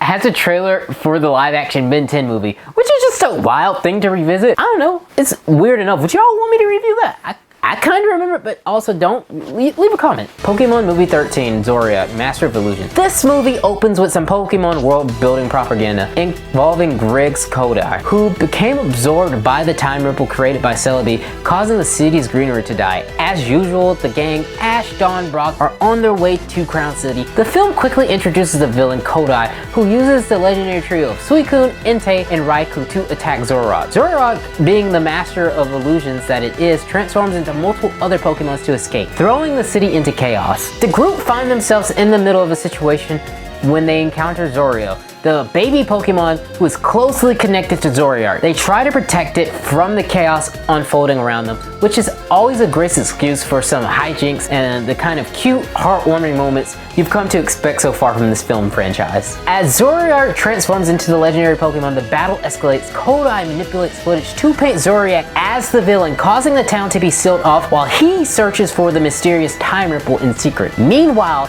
Ash and the gang meet Carl, a local journalist investigating Kodai, who leads them into sealed off sections of the town. From here, the plot unfolds in a classic race to stop the villain style, through with some twists and turns like Zoroark getting separated from the group and discovering an old couple who turns out to be Carl's grandparents, hiding out before Celebi has resurfaced. Zoroark is captured and tortured, but Zoroark is determined to rescue it. Meanwhile, Kodai, whose power to see the future makes him a step ahead, is after Celebi, intending to absorb the power of the time ripple in fully control time, allowing him to manipulate the future. We get a bit of a flashback to Kodai's previous encounters with the time ripple, his reckless actions causing the destruction of the town's greenery, showcasing his dangerous obsession with the power to control time. As Ash and his friends race to stop Kodai and clear Zoroark, the legendary Pokemon Raikou, Suicune, and Entei keep the pressure on Zoroark. However, Zoroark and Zoroark have an emotional reunion where Zoroark is captured, leading to an intense showdown between Kodai and the Pokemon. Zoroark blocks the attack meant for Zoroark. Kodai's illusion canceller is destroyed by Zoroark, turning the tables on the villain. Zoroark, after taking down the legendary Pokemon trio and saving Zoroark, seemingly dies, which is an emotional moment for the audience, especially given the investment in the bond between the two Pokemon. However, Celebi uses the time ripple to bring Zoroark back to life, and the town's greenery is restored. Kodai is left in defeat, with the town rejecting his attempts to spin the situation into his favor. The film ends on a bittersweet note as Zoroark and Zoroark head off to their own region, while Ash and the gang continue on their journey, promising to meet again. It's a fun, action-paced movie that has a solid plot, some great character moments, and an emotional payoff, especially for those invested in the Zoroark and Zoroark storyline. Pokemon Movie 14, White, Victini and Zekrom, or Victini and Reshiram. We've entered a new region, the Unova region. Ash is no longer accompanied by Brock or Dawn, but instead by Iris and Sylvan. This movie feels different as it seems more focused on promoting the games, offering two versions of the film. One centers on Zekrom while the other centers on Reshiram, reflecting the Pokemon Black and White games. The plots are largely the same with only a few differences. It's interesting to think of these as parallel universes. For simplicity's sake, and because I don't want to recap a movie twice, I'll be focusing on reviewing the Zekrom version because he's black, because he's a brother. But once again, we're treating it to some Pokemon propaganda. Remember, the only propaganda we like is Pokemon propaganda, yay! While the visuals are impressive, they no longer carry the whimsical Studio Ghibli charm. Instead, it feels more like an extended TV episode with visual and audio that resembles the TV show more than a traditional Pokemon movie. The movie begins with a character healing another Pokemon, determined to prove a long-held legend true. Years ago, Damon uses the Pokemon Reshiram to fight off a world-ending tornado and quell a giant buffalo threatening a nearby village. Damon is now dedicated to helping the people of the Vale reclaim their land. The story kicks off with Ash rescuing some Pokemon from falling, only to be pulled back to safety by Victini and Pikachu. However, they lose grip and Ash falls down the mountain. In a surprising move, Ash makes a jump for it, showing off some of his impressive hops. Wait, apparently white man can draw. Wait, is Ash Asian? Is that racist? I don't know. Anyway, let's move on. Ash agrees to meet Sylvan and Iris outside the mountain. As Ash enters a cave, he experiences a vision that rivals the famous That's a Raven's moment. He soon exits the cave to a stunning view where he meets up with his friends. The area is revealed to be the Sword of the Vale, with a legend that says it can enable flight. Victini is secretly following Ash and his group as they attempt to reach out to the festival in time. Along the way, they meet Damon, who agrees to take them to the festival. Ash learns of the legend of Victini, the victory Pokemon, set to empower both people and Pokemon. Of course, Team Rocket makes another appearance disguised as villains, planning to capture Victini. Ash and his group participate in the citywide Pokemon competition, where Ash believes his Fire-type Tepe can compete against a fully evolved Water-type Samurai. If it weren't for the power of friendship, plot convenience, and a Victini power boost, Ash should have lost. But you know, it's just me, right? I'm the insane one who spent all this time working about type combination. Eventually, Ash wins the festival, realizing that Victini had been secretly boosting all of his Pokemon's power. After figuring out that Victini was the one who helped him in the cave, Ash and his group formally introduce themselves to Victini, who warns up against him. The group continues through the town, but Victini is suddenly stopped by a building in the sky. Ash is nearly caught into a dangerous blast, but is saved by a protective barrier. Victini freaks out because it cannot cross the barrier and run away. Ash and his group team up and search for Victini. A group of wild Pokemon seem to guide them in the right direction, and Victini appears to help Ash avoid falling into the water. Damon reveals his plan to use Victini's power to restore the Kingdom of the Vale. We get some lore about how a past king used Victini's ability to move the castle away from danger during an ongoing war, but in doing so, it trapped Victini in the town, unable to leave. Damon now hopes to use Victini's power to restore the kingdom. There are some genuinely adorable moments in the movie where Pokemon and humans interact with each other and nature. These moments outside of the battles and, you know, the world-ending stakes are probably my favorite parts of the series. Damon has been traveling the world trying to find remnants of the people of the Vale. His success seems to be turning around when he reveals his first encounter with Reshiram. Ash is determined to get Victini into the ocean. Damon begins preparation to reunite the people of the Vale with their land, activating and moving the pillars. Victini is forcibly captured by Damon as they attempt to move the castle. Damon forces Victini to use its power to redirect the Dragon Force energy to the Vale. Ash and his group notices that Victini is hurt and trying to stop Damon from further harming it. Reshiram appears to support Damon, defeating Ash and his group for the time being. Victini informs Ash about the castle falling down and the Dragon Force will destroy the earth. Reshiram, who is encased in stone, is unaware of this. To stop Reshiram, Ash and the group seek out their counterpart Zekrom. Ash successfully reaches out to Zekrom, which lends him his support. Ash appears with Zekrom just in time for a battle between the two dragons. While Ash and Damon face off, Ash tries to rescue Victini, but the pillars are still in the way. Reshiram eventually realizes it needs to stop the castle from moving. With Zekrom's help, they try to stop Victini. The two dragons use the Sword of the Vale to quell the Dragon's Force power. Ash and his group, minus Damon, attempt to leave, but the barrier still won't let them go. Damon falls from the sky as Ash, Victini, and Pikachu rise higher into the atmosphere. The dragons try to exist, but Ash refuses to give up. Even though his body is freezing to death, Victini is in a panic, using its flames to break out of the pillars, seemingly sacrificing itself in the process. It's a sad and genuinely heartbreaking moment. However, Zekrom and Reshiram help return the temple to its original position, and everything returns to normal. Ash remembers Victini's sacrifice, feeling guilty for not being able to fulfill his promise to bring it to the ocean. Of course, this is a Pokemon movie on a children's network that premiered at 7 p.m. Victini isn't dead and is free to roam the world without any restrictions. Damon, on the other hand, is devastated by the destruction he caused. In conclusion, this film was fine. It doesn't do anything groundbreaking, but it was a serviceable Pokemon movie. It wasn't my favorite, but it wasn't terrible either. It's just a bit bland. Meh.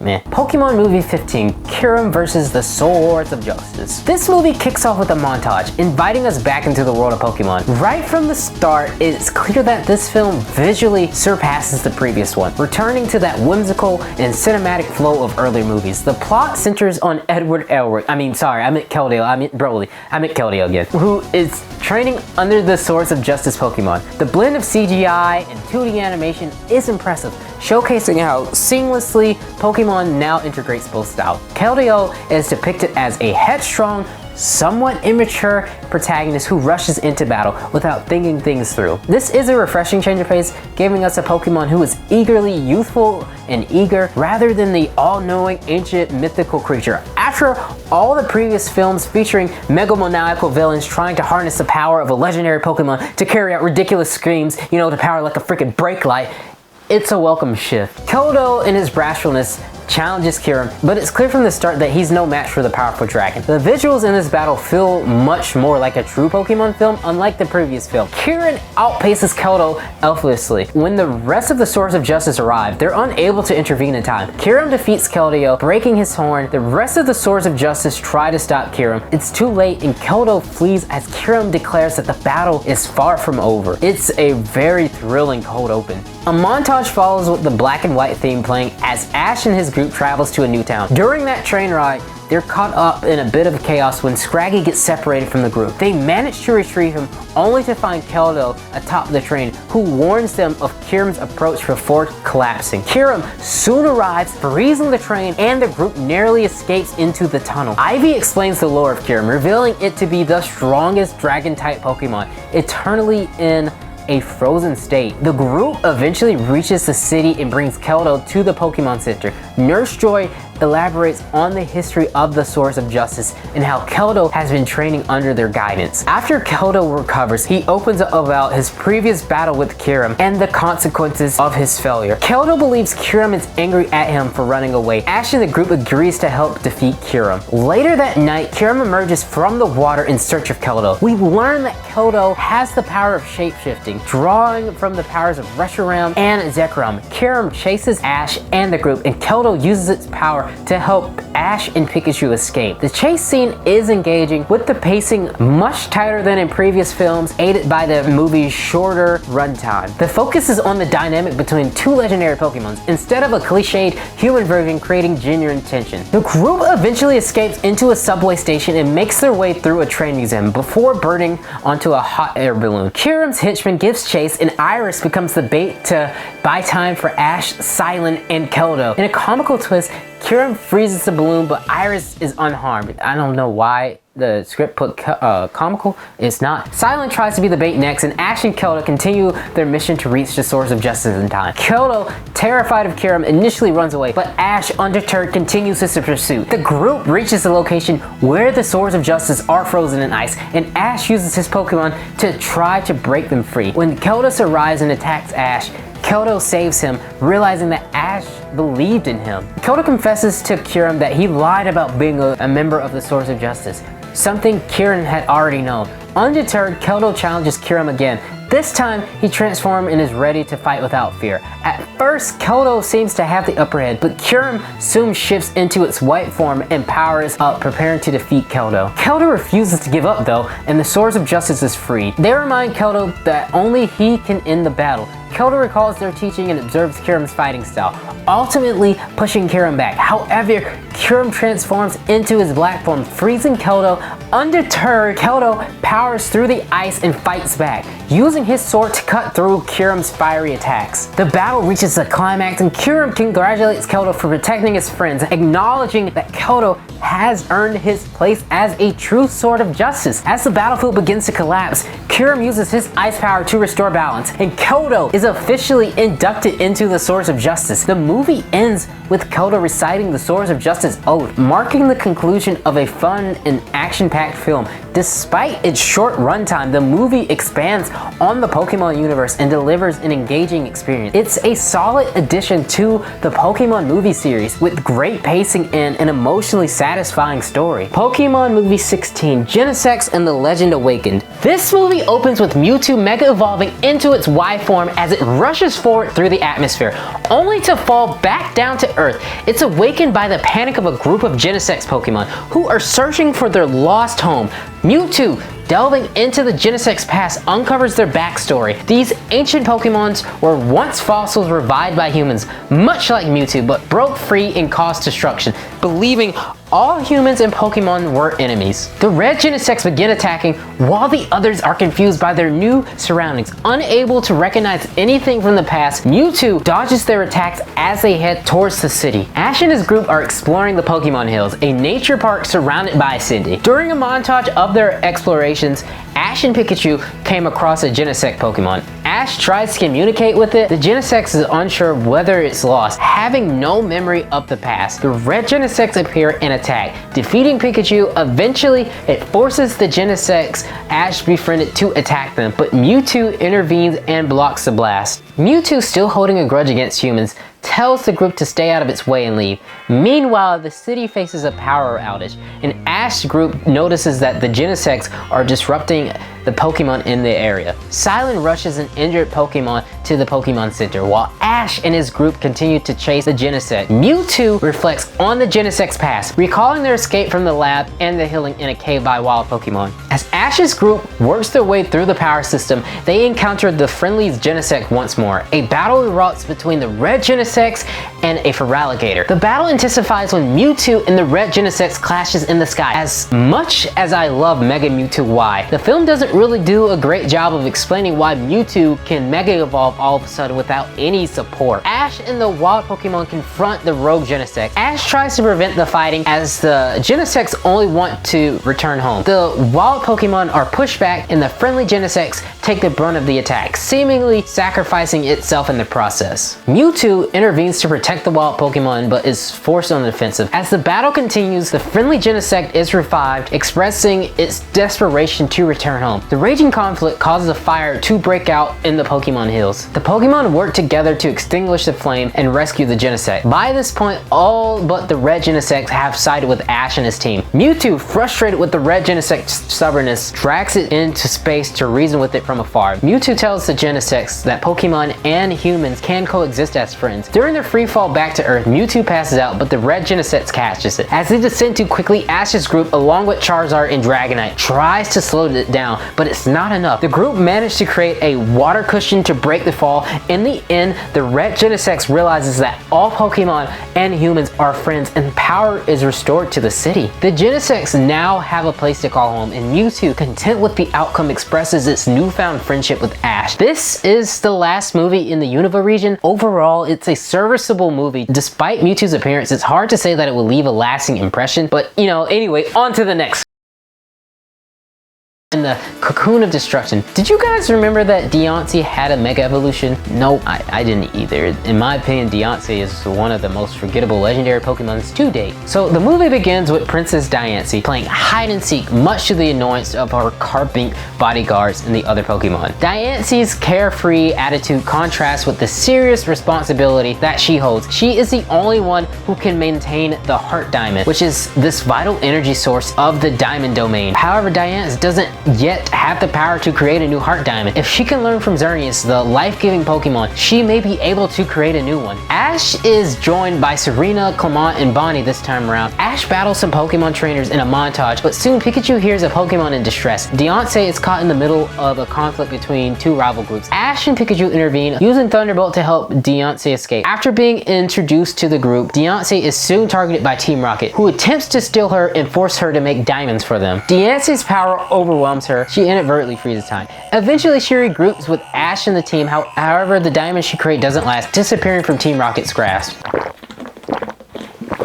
Cold water. Ash's group agrees to help Diancie find Xerneas. Together, Ash and Diancie make a wish on a shooting star as they begin their journey towards Xerneas. The group heads toward a ferry where Diancie, eager to make new friends, creates a diamond for Bonnie. They arrive at a town and end up in a shopping mall. Diancie enjoys the shopping spree, but things take a turn when the Carbink chases after her, causing her to panic and run off. This situation feels reminiscent of the Victini movie, with the film feeling more like an extended episode than a standalone movie. Not necessarily a bad thing, but the writing and animation seems noticeably more of a downgrade compared to previous films. As the group is pursued by two factions, as well as Team Rocket, Ash decides to stay behind and fight them while Diancie and the rest of the group head forward. Diancie feels guilty for leaving Ash behind, but is grateful for the true friends she has made. Ash regroups to battle the Water-type thief, while Diancie defends the group, eventually creating a Heart Diamond. Despite her efforts, it's not enough to stop the thief, but the group is saved by Millis Steel. Diancie and her carbine bodyguards have explained that because they've been searching of Xerneas, but to no avail. This leads Ash back to the diamond domain, where the diamonds are starting to fall apart. The pressure is on Diancie grows,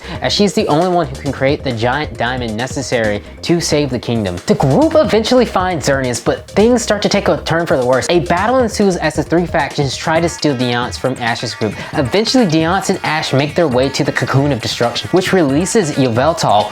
Diancie is captured by the thieves, and Yveltal uses its power to turn everything to stone, and Xerneas watches as Yveltal continues to petrify the group. Diancie creates another heart diamond to try and stop Yveltal's blast, but it proves ineffective. The group is forced to flee from Yveltal's destruction. Diancie becomes discouraged, but Ash reassures her to not second guess herself, otherwise that they've already lost. Diancie mega evolves and begins to fight back against Yveltal. In the chaos, Millie and her friend launches an attack on Yveltal in their ship, but they're also turned to stone by its blast. Xerneas steps in to stop Yveltal's rampage, and Yveltal retreats. Pikachu is caught in the blast and begins to turn to stone, and for a moment it seems as though Pikachu has died, but they ain't gonna kill off my boy like that. However, Xerneas steps in and uses its power to bring everything back to life. Diancie is finally able to restore her kingdom, creating permanent diamonds to secure the future of the Diamond Domain. While this movie was enjoyable, it's easily one of the most forgettable Pokemon films I've watched so far. It feels more like an extended episode than a standalone movie, lacking the substance that previous entries just effortlessly had. Diancie was a fun protagonist, but the antagonists were weak and didn't leave a lasting impact on the series. Pokemon Movie 18, Hoopa and the Clash of Ages. The movie begins with a genie-like Pokemon, Hoopa, emerging through a portal and seemingly entertaining everyone. However, things take a dark turn when Hoopa accidentally summons Groudon and Kyogre. Multiple legendary Pokemon start attacking Hoopa, who uses his portals to displace them and cause widespread destruction on the town. Eventually, a lone figure appears and traps Hoopa in a jar. We then get another lore-heavy explanation about the world of Pokemon. If you weren't aware already, Pokemon exists and people in Pokemon train together. Oh my god. Hoopa is later freed by an unsuspecting person who becomes possessed by Hoopa's mischievous spirits. This movie quickly starts to feel like an evil Aladdin story. We cut to Ash and his friends at a resort with a desert backdrop, and yep, it's definitely giving the Aladdin vibes. While enjoying the trip, Ash and Pikachu get pulled through a portal by Hoopa and find themselves transported from the desert to Dahara City. Hoopa brings multiple Pikachus through the portal as well. This is another Pokemon film that doesn't feel like a movie. The sound design, animation, and flow feels more like an extended episode. At first, it wasn't a big deal, but now it feels tired and unoriginal, lacking its own identity. After resolving the Pikachu situation, Hoopa pulls Ash friends through a portal. Hoopa gets scared and tries to run away from its darker side. Shadow Hoopa, who begins possessing it and transforming Hoopa back into the mischievous creature we saw at the beginning. Hoopa wants the prison bottle to escape the fear and control over its power. Hoopa then causes widespread destruction, but the group manages to seal Shadow Hoopa back into the bottle. However, the bottle holds something evil within, which can possess anyone who touches it. The townspeople escorts Ash and his group and explains the lore behind Hoopa. While Hoopa was once friendly, it becomes corrupted by its power and needs to be sealed. Baraz and Miria, who are guiding Ash's group, recalls their grandfather's efforts to teach Hoopa to use its power properly. Thankfully, to Hoopa's diligence, the town flourishes. Baraza and Miria consider Hoopa another sibling. Baraz believes they need to return the bottle to its original location. Just then, Team Rocket steals the bottle and Meowth unlocks it after being possessed. Hoopa becomes possessed again, and Baraz and Miria struggle to hold it back as its true form begins to emerge. However, through resistance, the bottle breaks into pieces and the evil spirit transforms into a separate Pokemon, Fury Hoopa. Fury Hoopa attempts to eliminate the original Hoopa, but proves too strong, dragging Team Rocket into a portal. Hoopa summons Lugia to help in the battle, and the group manage to escape. Baraz and his sister Miriam realize that they can craft a new bottle at Dahara Tower using the elements of earth, fire, and wind. They decide to use Serena's Braixen, Ash's Frogadier, and a wild Hippopotas. Meanwhile, Shadow Hoopa continues to chase after Hoopa. While Baraz's group begins preparations to create the new bottle, Lugia continues to fight Fury Hoopa. Just Just when it seems like Shadow Hoopa is cornering Ash and Hoopa, Lugia arrives to save them but is tricked and returned home through a portal. Hoopa summons Latios, Latios, and Rayquaza, and there's a moment where Ash is surprised by a shiny Rayquaza. The battle intensifies as Hoopa pulls out 6 legendary Pokemons. As the battle emerges, the city is on the verge of destruction, and some of the CGI looks rather poor, especially considering how seamless the animation in previous films have been. I mean, they've gotten this far already, but it seems like it's just a case of budget. Barrage continues working on the new prison bottle. The battle reaches a climax as Ash's legendary Pokemon Mega Evolve, and the city starts to crumble. Wobbuffet even takes a Dark Pulse from Giratina, which is pretty ridiculous. What are they feeding these Pokemon? Hoopa realizes that Barrage's group is nearing completion of the bottle, and Ash forms a final defense by commanding Rayquaza to create a Twister to protect Daraz Tower. However, Hoopa and its Pokemon break through, and Barrage finally finishes the new bottle, sealing Shadow Hoopa inside. Unfortunately, Barrage drops the bottle, and Ash catches it only to become possessed himself. Hoopa then purges the evil from the bottle by recalling its happy memory, causing the dark spirit to vanish due to all the legendary Pokemon summoned. A time rift opens around the tower. Hoopa, now free of its anger, uses its rings to help everyone escape the tower, but it cannot pass through its own rings itself. Just as all hope seems lost, Arceus intervenes,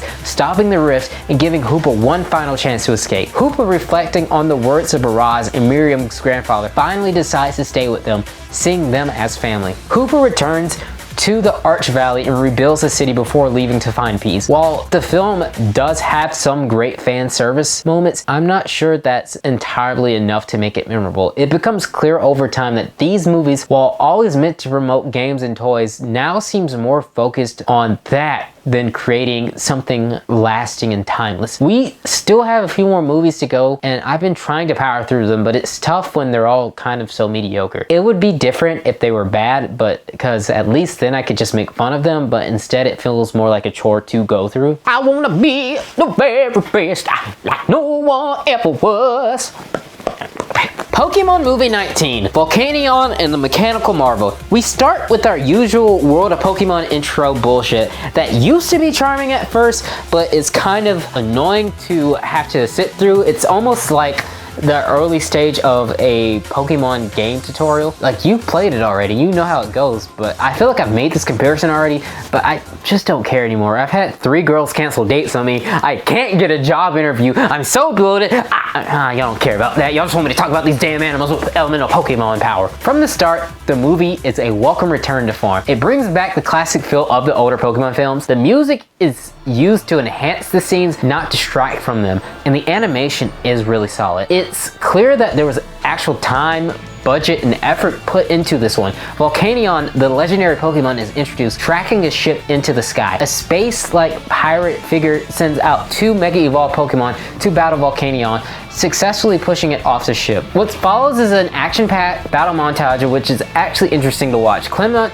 and Ash have a great battle against each other, but it's interrupted when Volcanion crashes to the ground. Ash is forced to become tethered to Volcanion and is dragged along as the Pokemon rushes to its next destination. The Pokemon Magmara arrives and Volcanion is intent on taking her back. However, they are interrupted by some Mega Pokemon. As Volcanion freezes, the Prince of the Azoth Kingdom explains that Magmara was created over 500 years ago. Ash and his team stepped in to save Volcanion from the Mega Pokemon, and Volcanion becomes extremely protective of Magmara. Ash reunites with his friends, and they introduce themselves to Magmara. Volcanion tries to keep the humans away from Magmara, not trusting them, but Magmara scolds it for being overprotective. As Clement tries unsuccessfully to remove the binding bands between Ash and Volcanion. Magmara wants Ash to accompany them, but Volcanion still does not trust humans. Eventually, they agree to travel together. The journey takes them to Volcanion and Magmara's home, but during the night, Team Rocket attack with 2 Mega Pokemon on their side. Team Rocket traps Bonnie and the others, but Camilla and her Mega Gardevoir rescue them. Volcanion unleashes a powerful move to fend off the Mega Pokemon. Camilla introduces herself as a member of the Azoth royal family. The group continues their journey to the Nebula Plateau, where Volcanion reveals that the Pokemon living there were harmed by humans in the past, which is why they are also fearful of them. Ash and his friends begin earning the trust of the Plateau Pokemon by helping to drive away a Pokemon hunter. As the group explores, Clement continues to try and figure out how to break the electric electronic magnet chain between Ash and Volcanion. When a Swabble appears and spits acid, Clemont gets an idea. Meanwhile, Volcanion and Ash start to bond, but Volcanion still remains guarded.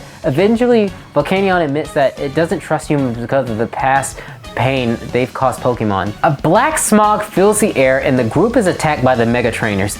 Volcanion and Ash are targeted with the Mega Trainers try to remove Magneria. They remove Magneria's soul heart, intended to use it to activate a mechanism in the Adsloth castle that will turn it into a flying fortress. As the castle takes to the skies, Ash and Pikachu storm the fortress with Volcanion, Camilla, and Greninja. They're trapped by Alva, who attempts to break Magneria's spirit by attacking Nebula Plateau. However, the resident Pokemon, aided by Squishy the Zygarde core, repel the attack, and Ash destroys Alva's cane, which controls the Pokemon. The Pokemon return to normal. Alakazam uses its psychic powers to lift itself and the other Pokemon, along with Levi and Sherry, from the fortress. Volcanion frees himself, Ash, Camilla, and the Pokemon. Also attempting to flee, sets the fortress on a collision course with Nebula Plateau. However, Greninja disables his jetpack, causing him to fall. Ash returns to Soul Heart to Magneria, but her spirit is gone. To stop the fortress from crashing, Volcanion uses its power to destroy the castle, sacrificing itself in the process. It is presumed dead, bringing grief to both the humans and the Pokemon, but we've seen this cop out already. But later, Magneria regains her spirit at Nebula Plateau when Volcanion appears having survived. After falling unconscious again, Magneria revives him using her pollen. Magneria gives Pikachu and the other Pokemon the honor of being members of the Nebula Plateau. This movie was a nice return of form for the Pokemon franchise, but by the end I found myself checking out. It started very strong, but didn't really quite stick the landing. As much as I hate to sound like an old head or someone unwilling to embrace change, the presentation and pacing of the older films really puts these newer ones to shame. I'm hoping to be proven wrong, especially with the next film, which is a reimagining of the pilot episode and much of the first season. Pokemon Movie 20, I choose you.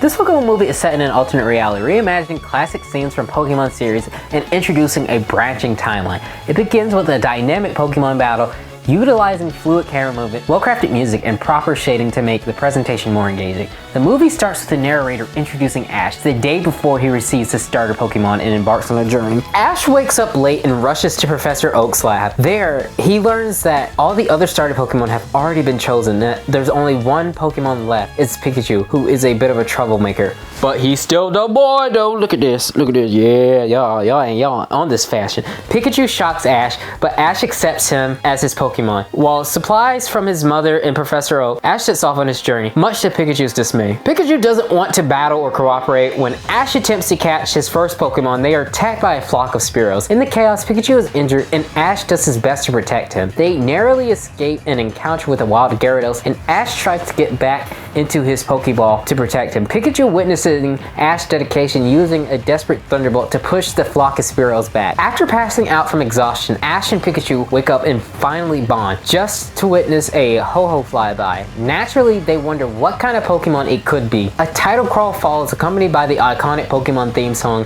as Ash and Pikachu enjoy a montage of running, playing, battling, and catching Pokemon. This montage stands out not for its world building, but it also propels the narrative forward, rather than just showing some random battle that we're obviously going to forget later. We fast forward to Ash facing his first gym leader, earning his third bath. He then gets a video call from his mother. The focus shifts to a girl named Verity, who introduces Team Rocket's role in the story. A man brings in his Vaporeon and talks about him trying to capture an Entei, leading to a group of trainers to believe that they can all do the same. Ash and Verity rushes towards the Entei, but the Pokemon proves too powerful for them because they have a Pikachu and a Piplup against an Entei. A man with a Lucario who also attends and is quickly defeated as Entei flees. Ash and Verity have a brief battle before encountering Onix, which they ride when it becomes angry. Ash apologizes and Onix digs a tunnel to escape. Seeking shelter from the rain, Ash and Verity find a Charmander abandoned by its trainer for being too weak. The trainer Cross reveals his goal of becoming the greatest Pokemon trainer, then abandons the Charmander yet again. The group takes the injured Charmander into a cave where they encounter Sorrel, an inspired Pokemon professor. Also, fuck Cross. That was one of the heartbreaking things. I fucking love Charmander. Don't do that. The group group nurses the Charmander back to health, and Entei appears in the cave with some wild Pokemon seeking refugee. Sorrel shares a legend of Ho-Oh, explaining how Ho-Oh once revived 3 Pokemon, Entei, Raikou, and Suicune. After they were killed by its flames 150 years ago, Ash reveals that he has seen Ho-Oh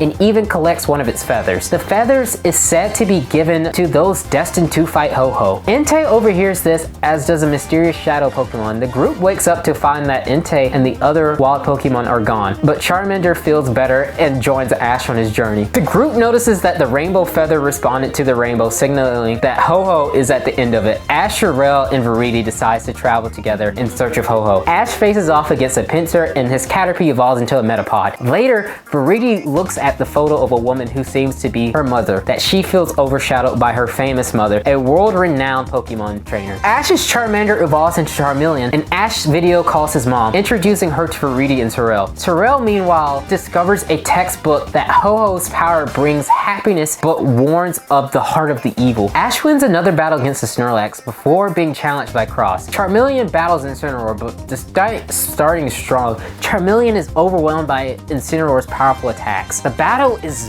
visually stunning, with incredible animation during the fight sequence. Charmeleon loses and Ash is devastated by Cross's harsh words, claiming Ash will never be a good trainer. After getting Charmeleon to heal, Ash reflects on his loss. He wonders if he could have won with Pikachu instead. His frustration leads to a rift with Pikachu, who feels hurt by Ash's words and stops following him. The shadow Pokemon begins to influence Ash's negative emotions, turning the rainbow feather dark and placing him under a trance. Ash dreams of a world where Pokemon don't exist, where he's trapped in school, unable to understand what lies beyond. Pikachu does its best to wake Ash from his trance, but struggles. Eventually, Ash chases after Pikachu, breaking free from the trance, and the rainbow feather regains its color. Sorrel and Viridi encourage Ash to rise above his losses. Ash apologizes to Charmeleon, recalls Sorrel's painful childhood memory of losing his Luxray in the snow. This emotional moment nearly brings me to tears. Damn, not Luxray. Anyway,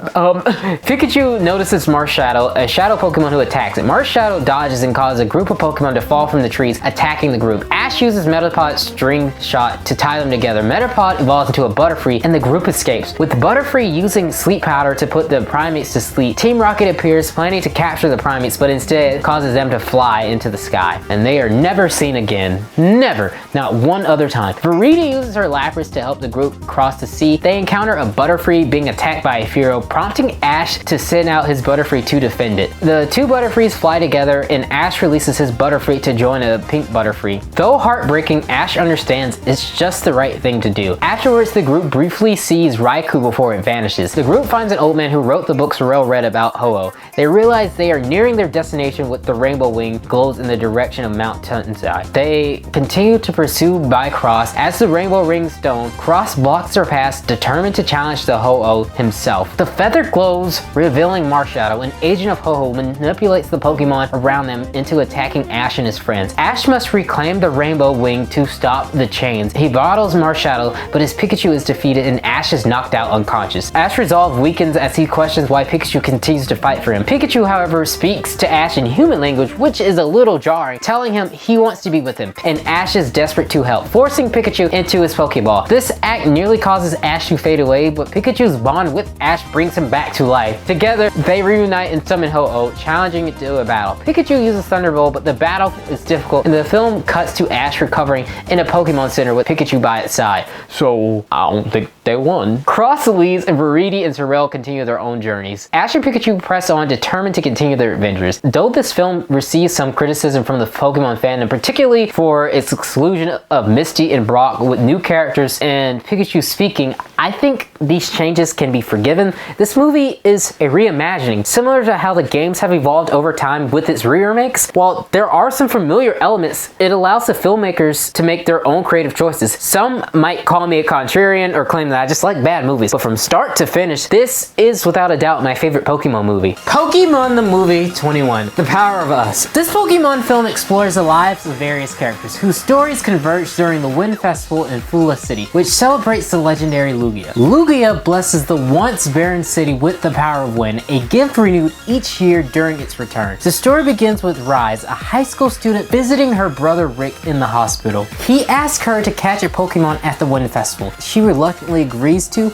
After some persuasion, Rick gives her a pair of red sunglasses to help with her task. As the festival begins, Ash and Pikachu arrive in Pula City and explore the violent celebrations. Margot, a local girl, interacts with mischievous boys and befriends Ash. Meanwhile, Callahan, a con artist, attends the festival with his niece Kelly, who idolizes him despite his lies. Callahan pretends to be a skilled Pokemon trainer, even spinning a tail around, summoning Lugia to extinguish a fire. Risa, searching for a Pokemon, is directed by Callahan to a nearby mountain where she believes she might catch an Eevee. Ash and Pikachu participate in the Pokemon catch race, with Callahan also joining despite his lack of a Pokemon. The competition is erupted with a Tyranitar goes on a rampage, but Ash and Pikachu manage to subdue it, earning Ash second place in the race. The following day, Risa learns that Eevee does not live on the mountain and confronts Callahan about his lies. Meanwhile, Team Rocket sets up a saw, Moonberry Juice, and later spies Torn, who is preparing for a big presentation. The story reaches its climax when Team Rocket's interference creates a poisonous cloud in the city, causing chaos. Ash, Margot, and Risa work together to clear the toxic air. Meanwhile, Callahan and his Pokemon, including Sudowoodo,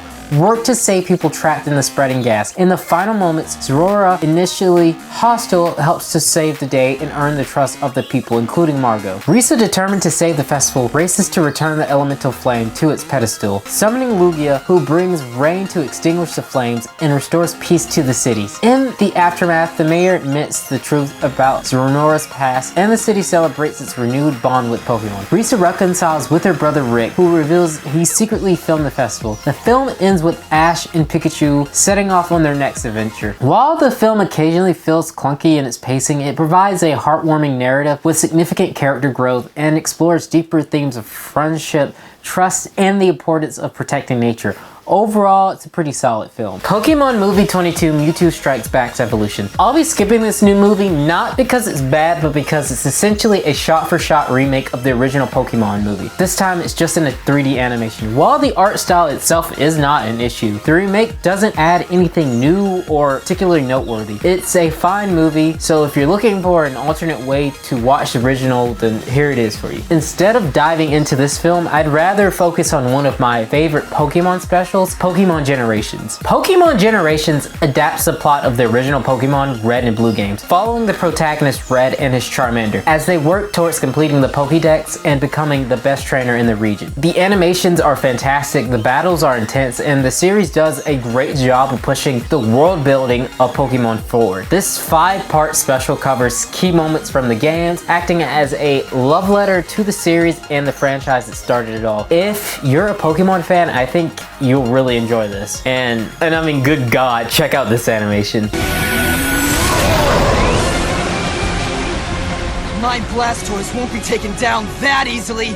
Damn, you hit that nigga so hard to replay 3 different times. If you haven't watched it before, I highly recommend giving it a try. Pokemon Movie 23 Secrets of the Jungle. This is the latest Pokemon movie so far. The film begins with monkey-inspired Pokemon running rampant through a jungle, taking over and chasing wildlife. One of the monkeys, named Zarude, breaks away from the group when it hears a crying baby. It approaches the baby and after some hijinks, carries it to safety. Zarude then brings the baby back to its tribe. The tribe struggles with what to do with the child. Most of them want to reject it, but the Zarude that we follow decides to leave the tribe and raise the child alone. We see a montage, fast forward a bit, and Coco is now healthy and raised by Zarude. Ash and Pikachu are traveling to Okawa. The film shifts focus to Coco, now older, who is trying to protect the forest and the Pokemon alongside Zarude. They discover the forest is unhealthy and attempt to restore it. In a parallel story, Ash struggles to capture a wild Pokemon while Team Rocket observes from the sidelines.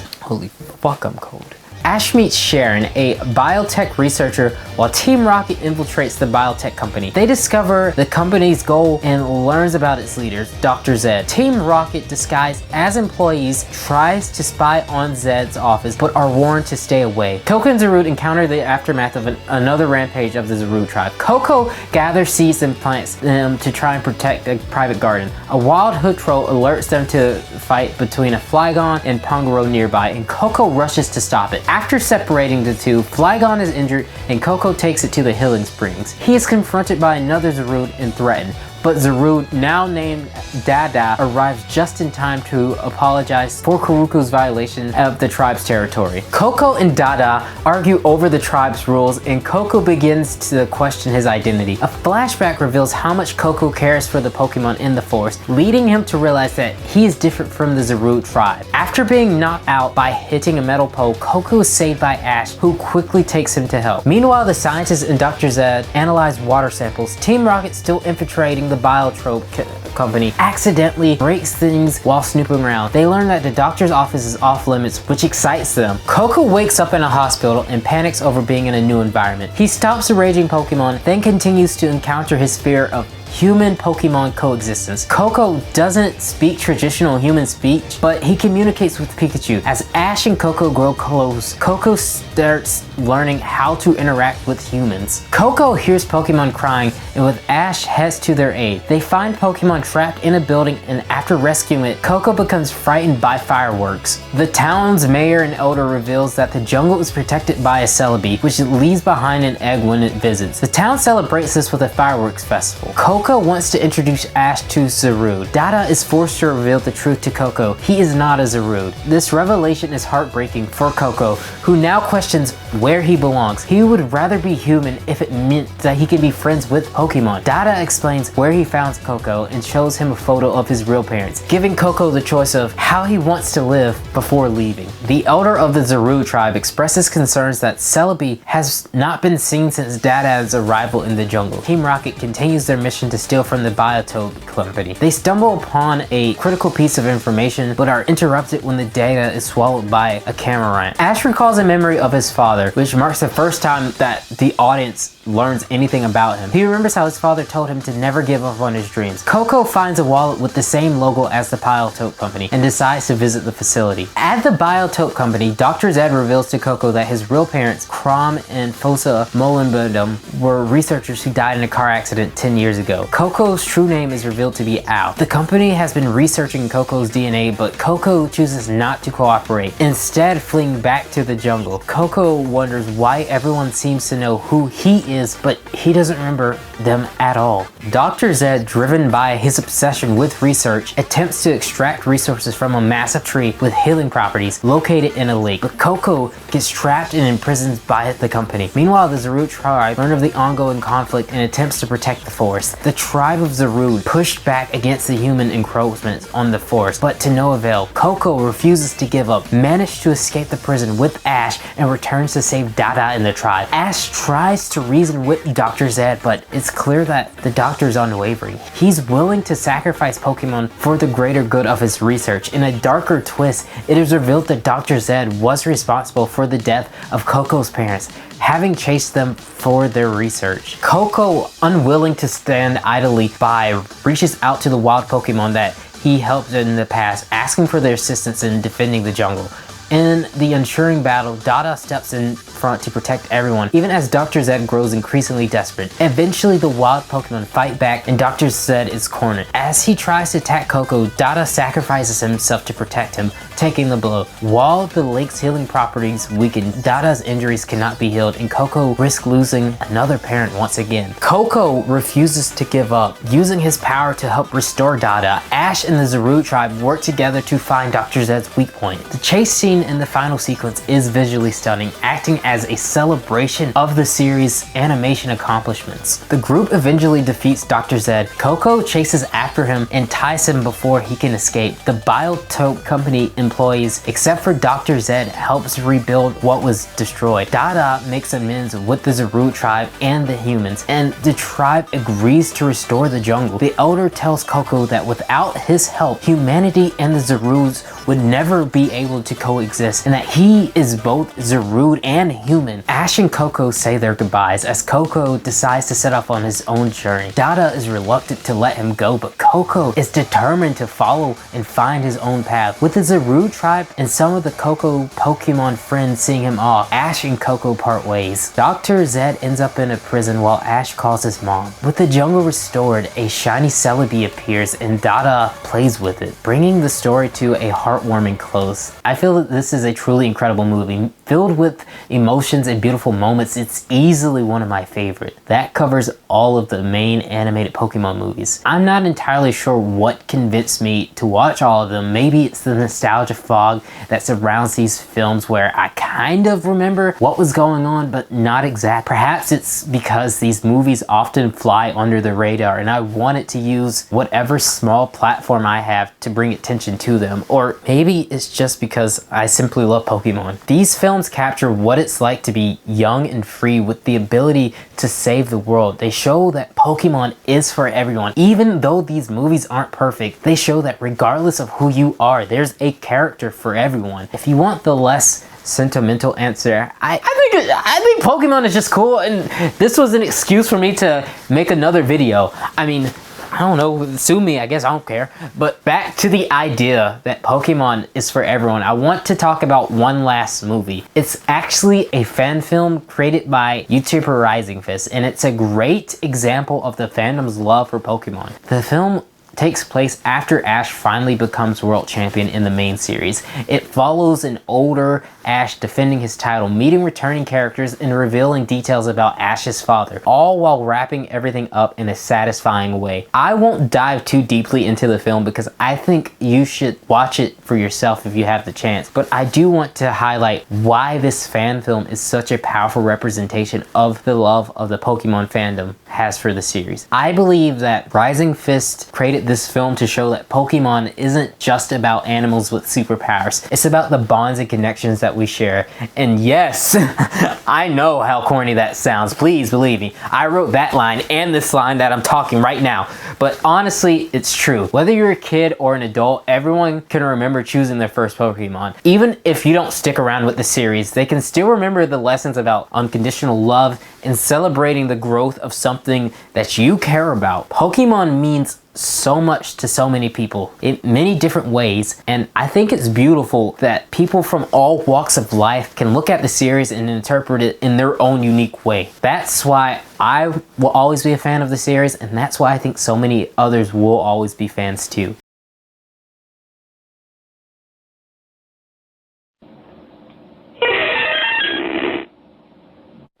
And guys, that wraps up another video essay. This one, not as long as the Wimpy Kid one and not as stressful, was incredibly long. I mean, look at the run time. I just want to say thank you guys so much for tuning in to another video from my little crumb of the internet. These videos are always fun for me to make, and if you're just able to, donating to my Patreon helps so much. Please let me know what some of your favorite Pokemon are, what some of your favorite Pokemon movies are. If you have your favorite game that you want to talk about, please let me know. Comment these. I would love to hear about them. I don't think I actually spoke about, but one of my favorite Pokemons are Infernape, and I think one of my favorite games is probably Oras. It's Oras or Sinnoh, not Sinnoh, Diamond and Pearl, excuse me. Again, guys, I just want to say thank you guys so much for tuning in, and until the next time, gents, lady gents, and non-binary gents, I'll see you guys around.